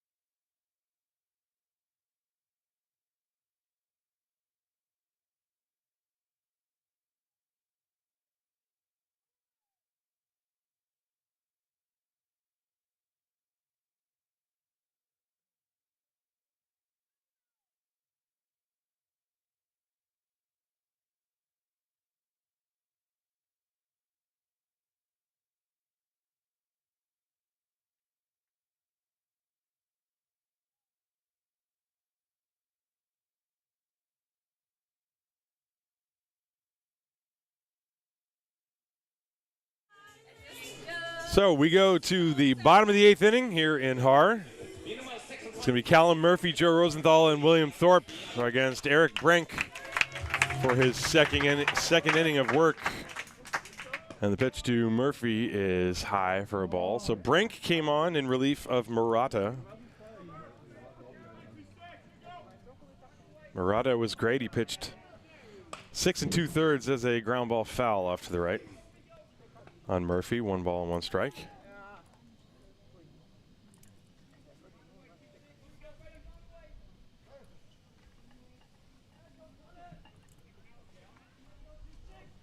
Murphy swings and sends one to right center field. This is playable out there for Llewellyn, who makes the catch. Fildrick Llewellyn moved from left field to center field, and the left fielder is Anthony Klintzing now. There's one away, and that will bring up Joe Rosenthal.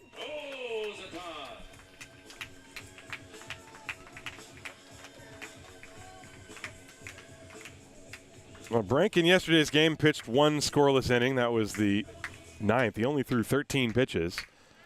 He throws a lot of breaking stuff, and he throws strikes. That's the main job at this point in the game. There's a pop-up behind the plate. It's fouling out of play. And that's strike 1 to Rosenthal. Rosenthal reached on a fielder's choice in the 6th, and then he stole second base and scored on Thorpe's RBI single, which then was followed by Nick Michelli's 2-run home run.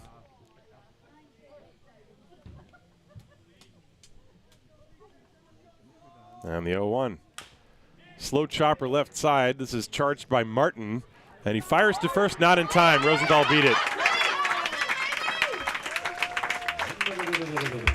Well, Martin double clutched before he got the throw off. He fielded it cleanly on the run, but then he had to reach twice into his glove, and that's when he lost the play. Rosenthal with good speed, beating it for a single, so he's there at first base for Will Thorpe. And so the Disciples going to try to create another rally the same way they did in the 6th. They're trailing by 3 runs here. The season on the line. Trying to force a Game 5, which at this point, I don't know. If this game ends before 6 p.m., Game 5 is going to go till midnight.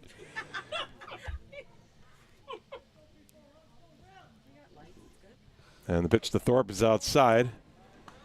The lights here are not adequate for night baseball, just in case anybody is wondering. It's adequate for night chaos baseball. We've seen that a few times over the years. Anyway, Rosenthal on first base with good speed.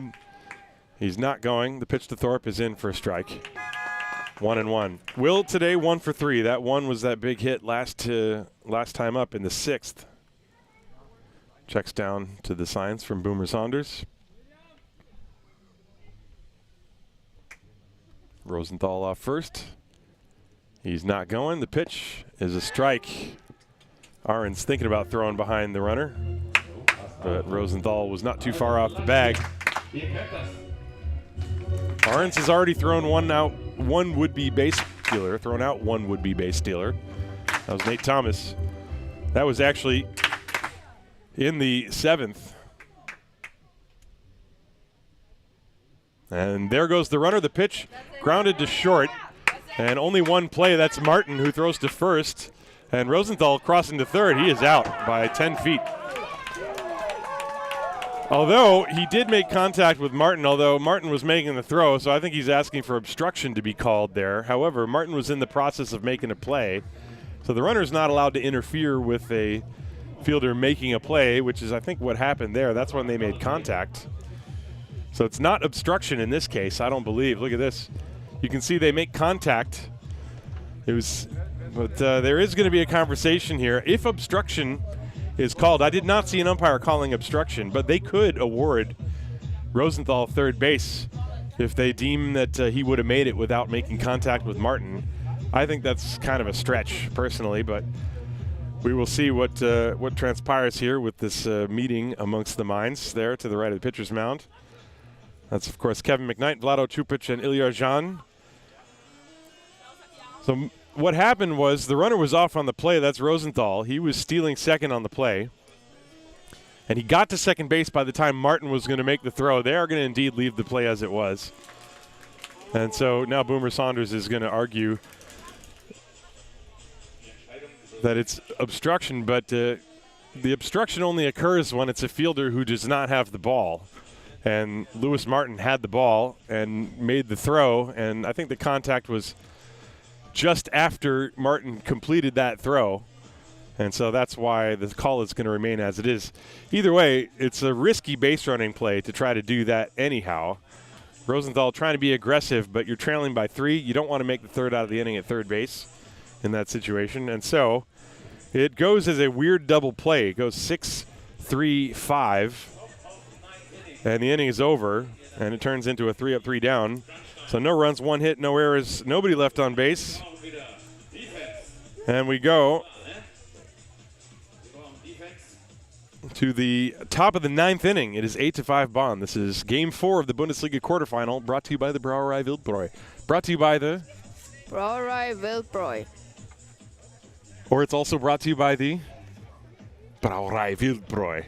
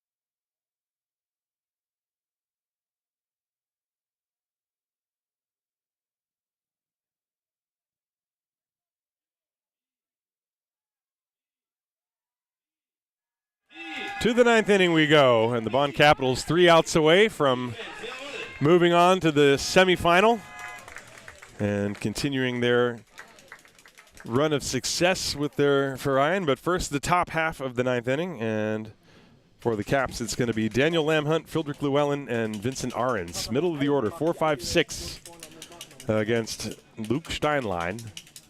There's a ground ball pulled down the third baseline, backhanded by Music, but it's foul. Strike one. Just again to recap that inning-ending play, Rosenthal was on first, and he was off with the pitch, and he was already at second base by the time the ground ball was picked up by the shortstop, Lewis Martin. And Rosenthal's plan, there's a swing and a miss on a breaking ball. His plan was to try to go aggressively first to third on the play, but the problem was Martin was fielding the ball in the baseline, which he's allowed to do because he's going after the ball. And so no obstruction on the play because of that. You can only be obstructed by a fielder who is not trying to make a play. And the 0-2 outside. But as I said, probably not the wisest base running to begin with. You need base runners. And he was one, and he ran into the third out of the inning. So 1 ball, 2 strikes to count on Danny Lamhunt. That's outside, breaking ball 2-2. Lamhunt has walked, singled, walked, and struck out. He scored a run. 8-5 Bonn. The Disciples led twice in this game, but both of those leads immediately evaporated in the next half inning. And that's upstairs, ball 4. Lamhunt, for his part, has been very patient. He has not expanded the zone. Also hasn't really gotten that much to hit. They've been very careful with him. 3-2. And a breaking ball is popped up on the infield. Murphy, shading his eyes from the sun at the edge of the grass, pulls it down. 1 away. Steinlein gets Lamhunt. Now the big blast for Bonn, the 3-run home run from Wilson Lee. And it was immediately after the intentional walk of Terrell Joyce, but that's the definition of protection right there. It was a moment where I don't think anybody would have second-guessed intentionally walking Terrell Joyce. It's just pick your poison. And Lee jumped on the first pitch and knocked it out of sight over the left center field fence. Llewellyn takes a ball upstairs, 1 ball, no strikes. Fildrick today has also walked, well, he's walked 3 times. If my handwriting is to be read properly. No, he's walked twice and grounded into a double play and flied out. That's what that was. There's a big swing. 1-1.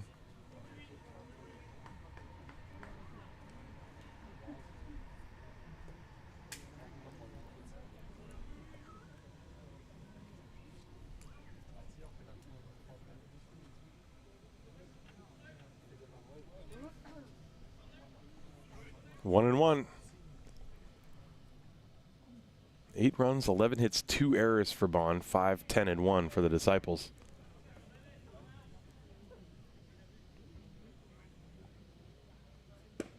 And that's right through there. 1 ball and 2 strikes.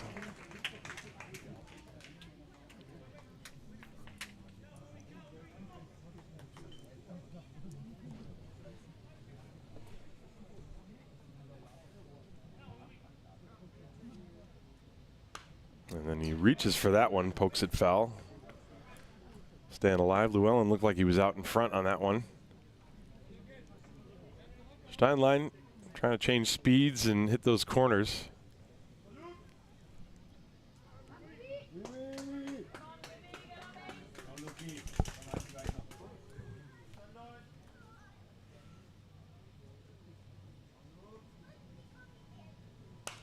And this is another one fouled off to the right. This pitch is down and away. Still 1-2. There's 1 out. We're in the 9th inning.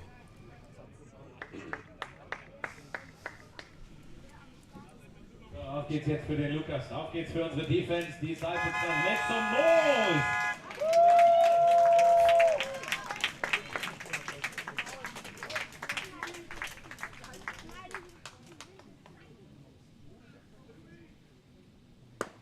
And that's outside and high, 2-2.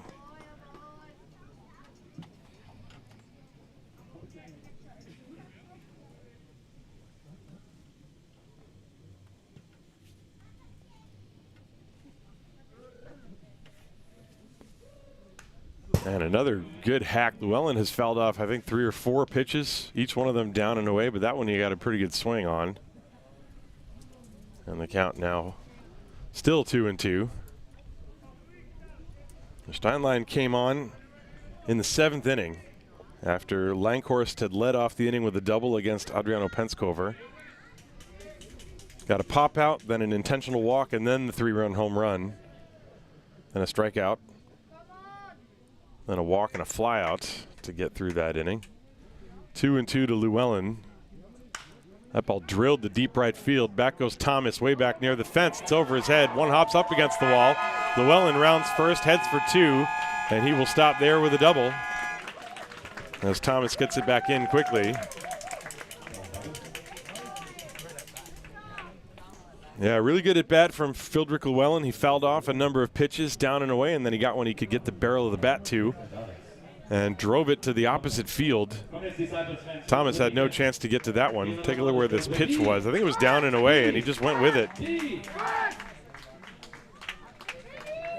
And Thomas running out of your screen in that sun-splashed field. Now Boomer Saunders out to the mound to chat with Luke Steinlein. It is the 9th inning.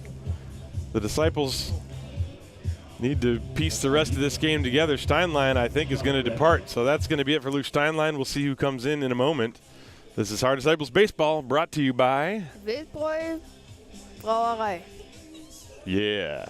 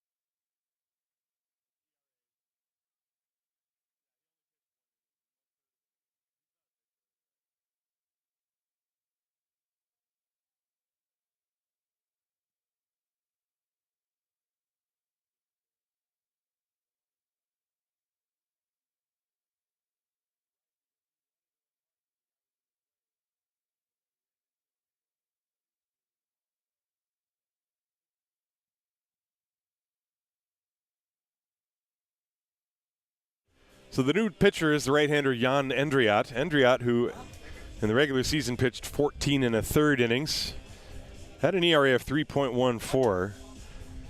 When you look at the ledger of pitchers for the Disciples, Steve Norrell pitched 66 innings, and then Nick Michelli 48, and then beyond that, there's a bunch of guys, none of whom have cleared 20. Sean Cowan has the most at 18, and Endriat the second most at 14 1/3 innings pitched all season long. He did suffer an injury earlier in the season, as I recall, and missed some time due to that, but overall, he gave up 5 earned runs, but 11 walks, 13 strikeouts. That's always the bugaboo, is the walks, isn't it? The strikeouts are there. Jan Endriat has a 12-6 curveball that really drops off the table. But if you can't throw strikes, then hitters sit on it, and that's how you get those Jekyll and Hyde numbers sometimes. So he inherits the runner at second base. Fildrick Llewellyn is at second base. Vincent Arons is the hitter. And the first one's in there for a strike. So Steinlein departs with 1 out in the 9th inning.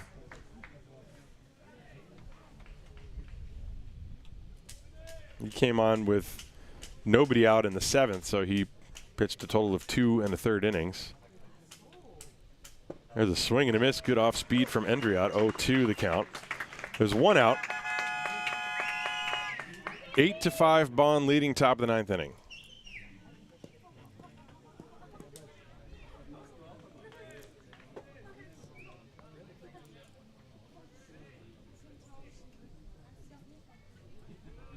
And here comes the 0-2 from Endriat to Vincent Arons. Popped up left side. This is playable music. Drifting near the line in foul territory, makes the catch. For out number 2. And so now Lewis Martin will step up.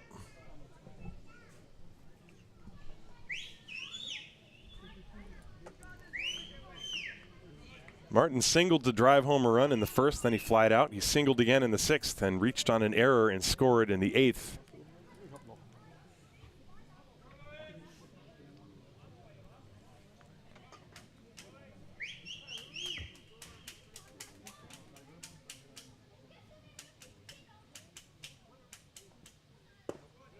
And that curveball missed a little bit high. 1 ball, no strikes to Martin.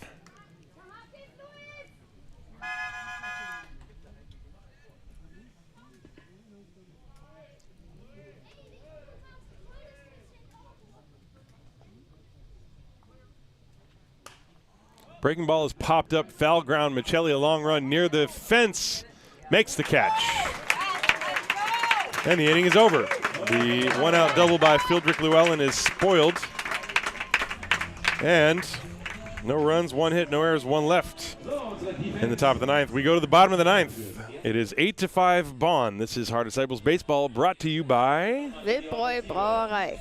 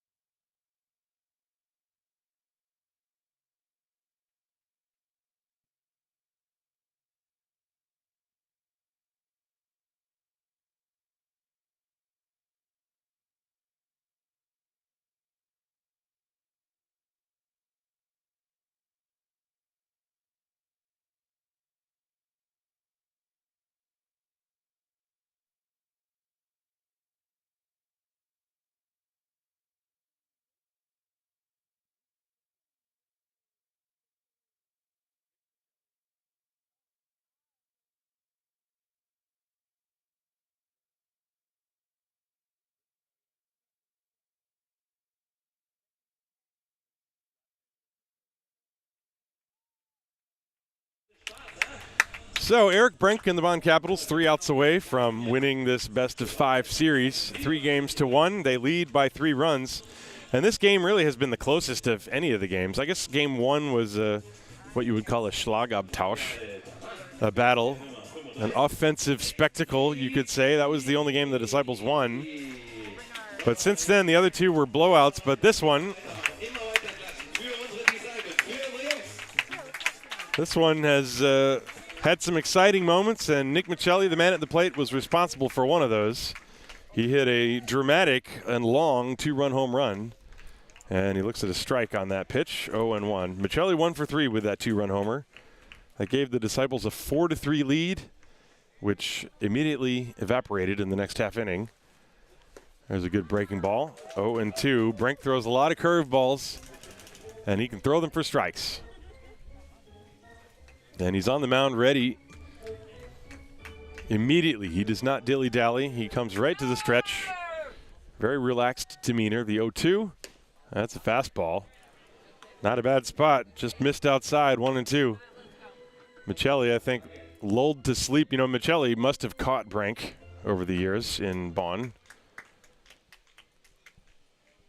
The 1-2 pitch. Curveball is tapped weakly to third. Daniel Sanchez fires across, and it's in time for out number 1.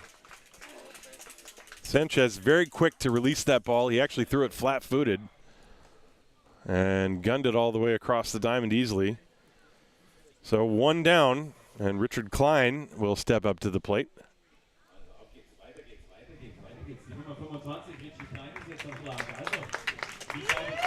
Now the Bonn Capitals, they have been trying to build a dynasty. They've come really close, but they've only won the championship twice in their last 6 attempts, 6 times being in the finale.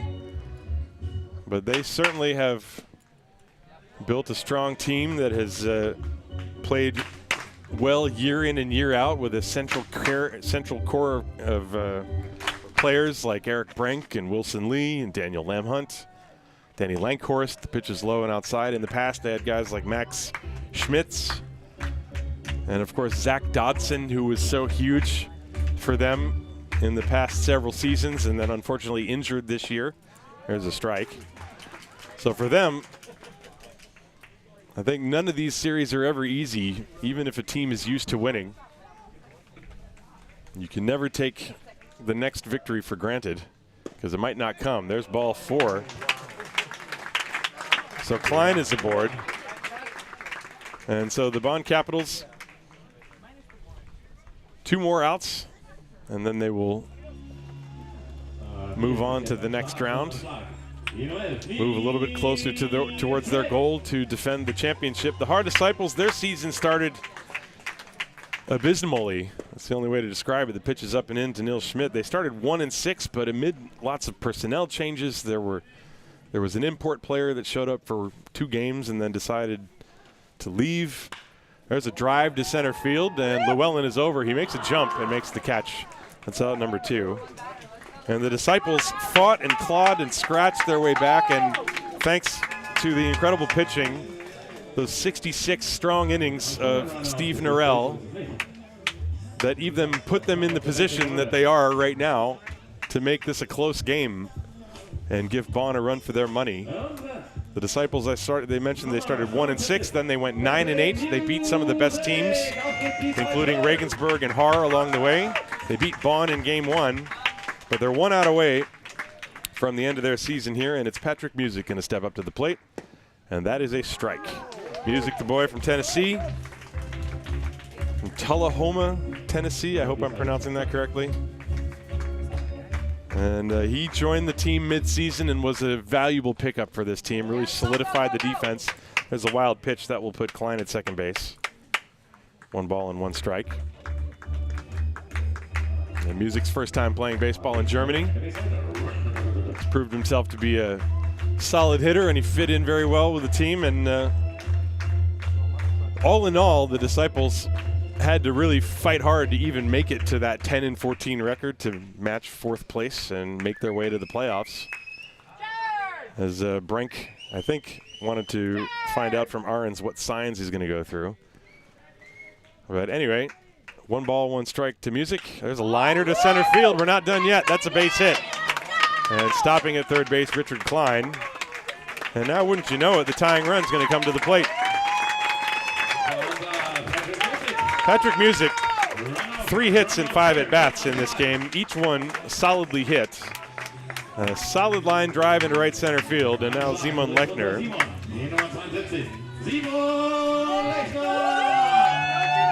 Well, a glimmer of hope for the Disciples. Simon Lechner, who is 0 for 4, 2 strikeouts, a ground out, and a pop out.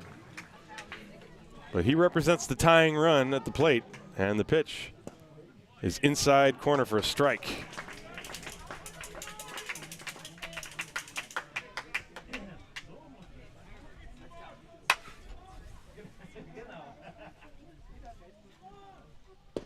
And there's strike 2. Brink and the Capitals 1 strike away.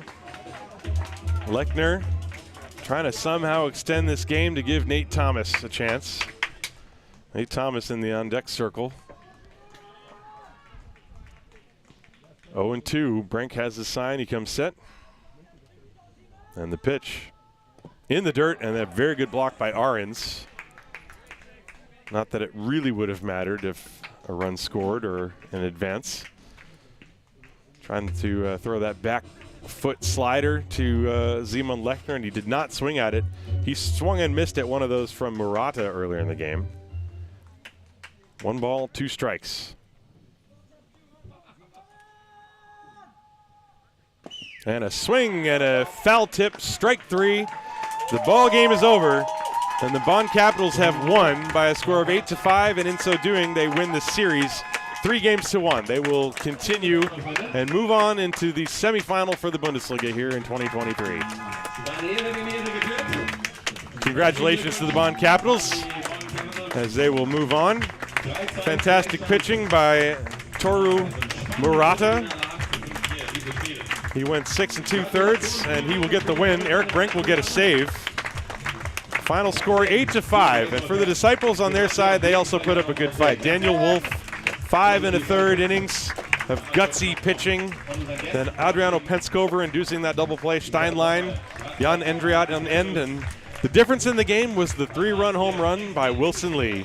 One of the big names that always was in the middle of things for Bonn, going back years, and it should be no surprise that he was instrumental in turning this game around for the Bonn Capitals. Big hit also from Nick Michelli, as I'm sure that had to feel good for him, hitting a home run against his former teammates. And you see the handshakes taking place on the mound. It's always bittersweet when a series like this comes to an end, because it means the season is over for one of the two teams, and in this case, that season is over for the Haar Disciples. A season that started with frustration but ended with good, hard battles and hard-fought baseball, and this final game was a lot of fun to watch. So I hope you also enjoyed watching it at home. I've enjoyed bringing it to you, and we will see you again real soon. Thanks again for tuning in. Final score, Bonn Capitals, 8 runs on 12 hits, 2 errors. The Haar Disciples, 5 runs, 11 hits, 1 error. Winning pitcher was Toru Murata. Losing pitcher was Luke Steinlein. And that's going to do it for us. Thank you very much for tuning in. Hope you have a good day, everybody, and enjoy the rest of your Sunday afternoon, as it is no longer raining here in Bavaria.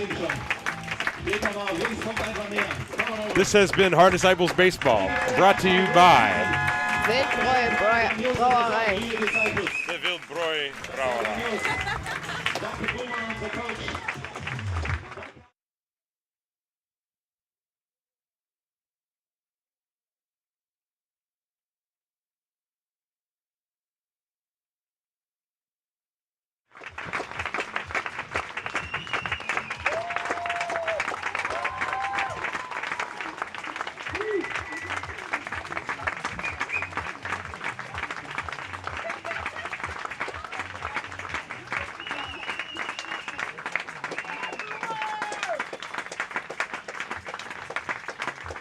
Dankeschön. Also, liebe Fans, bleibt hier noch. Bleibt noch ein bisschen, dann können wir noch mit den Jungs, ja, auch wenn wahrscheinlich jetzt noch nicht zum Feiern.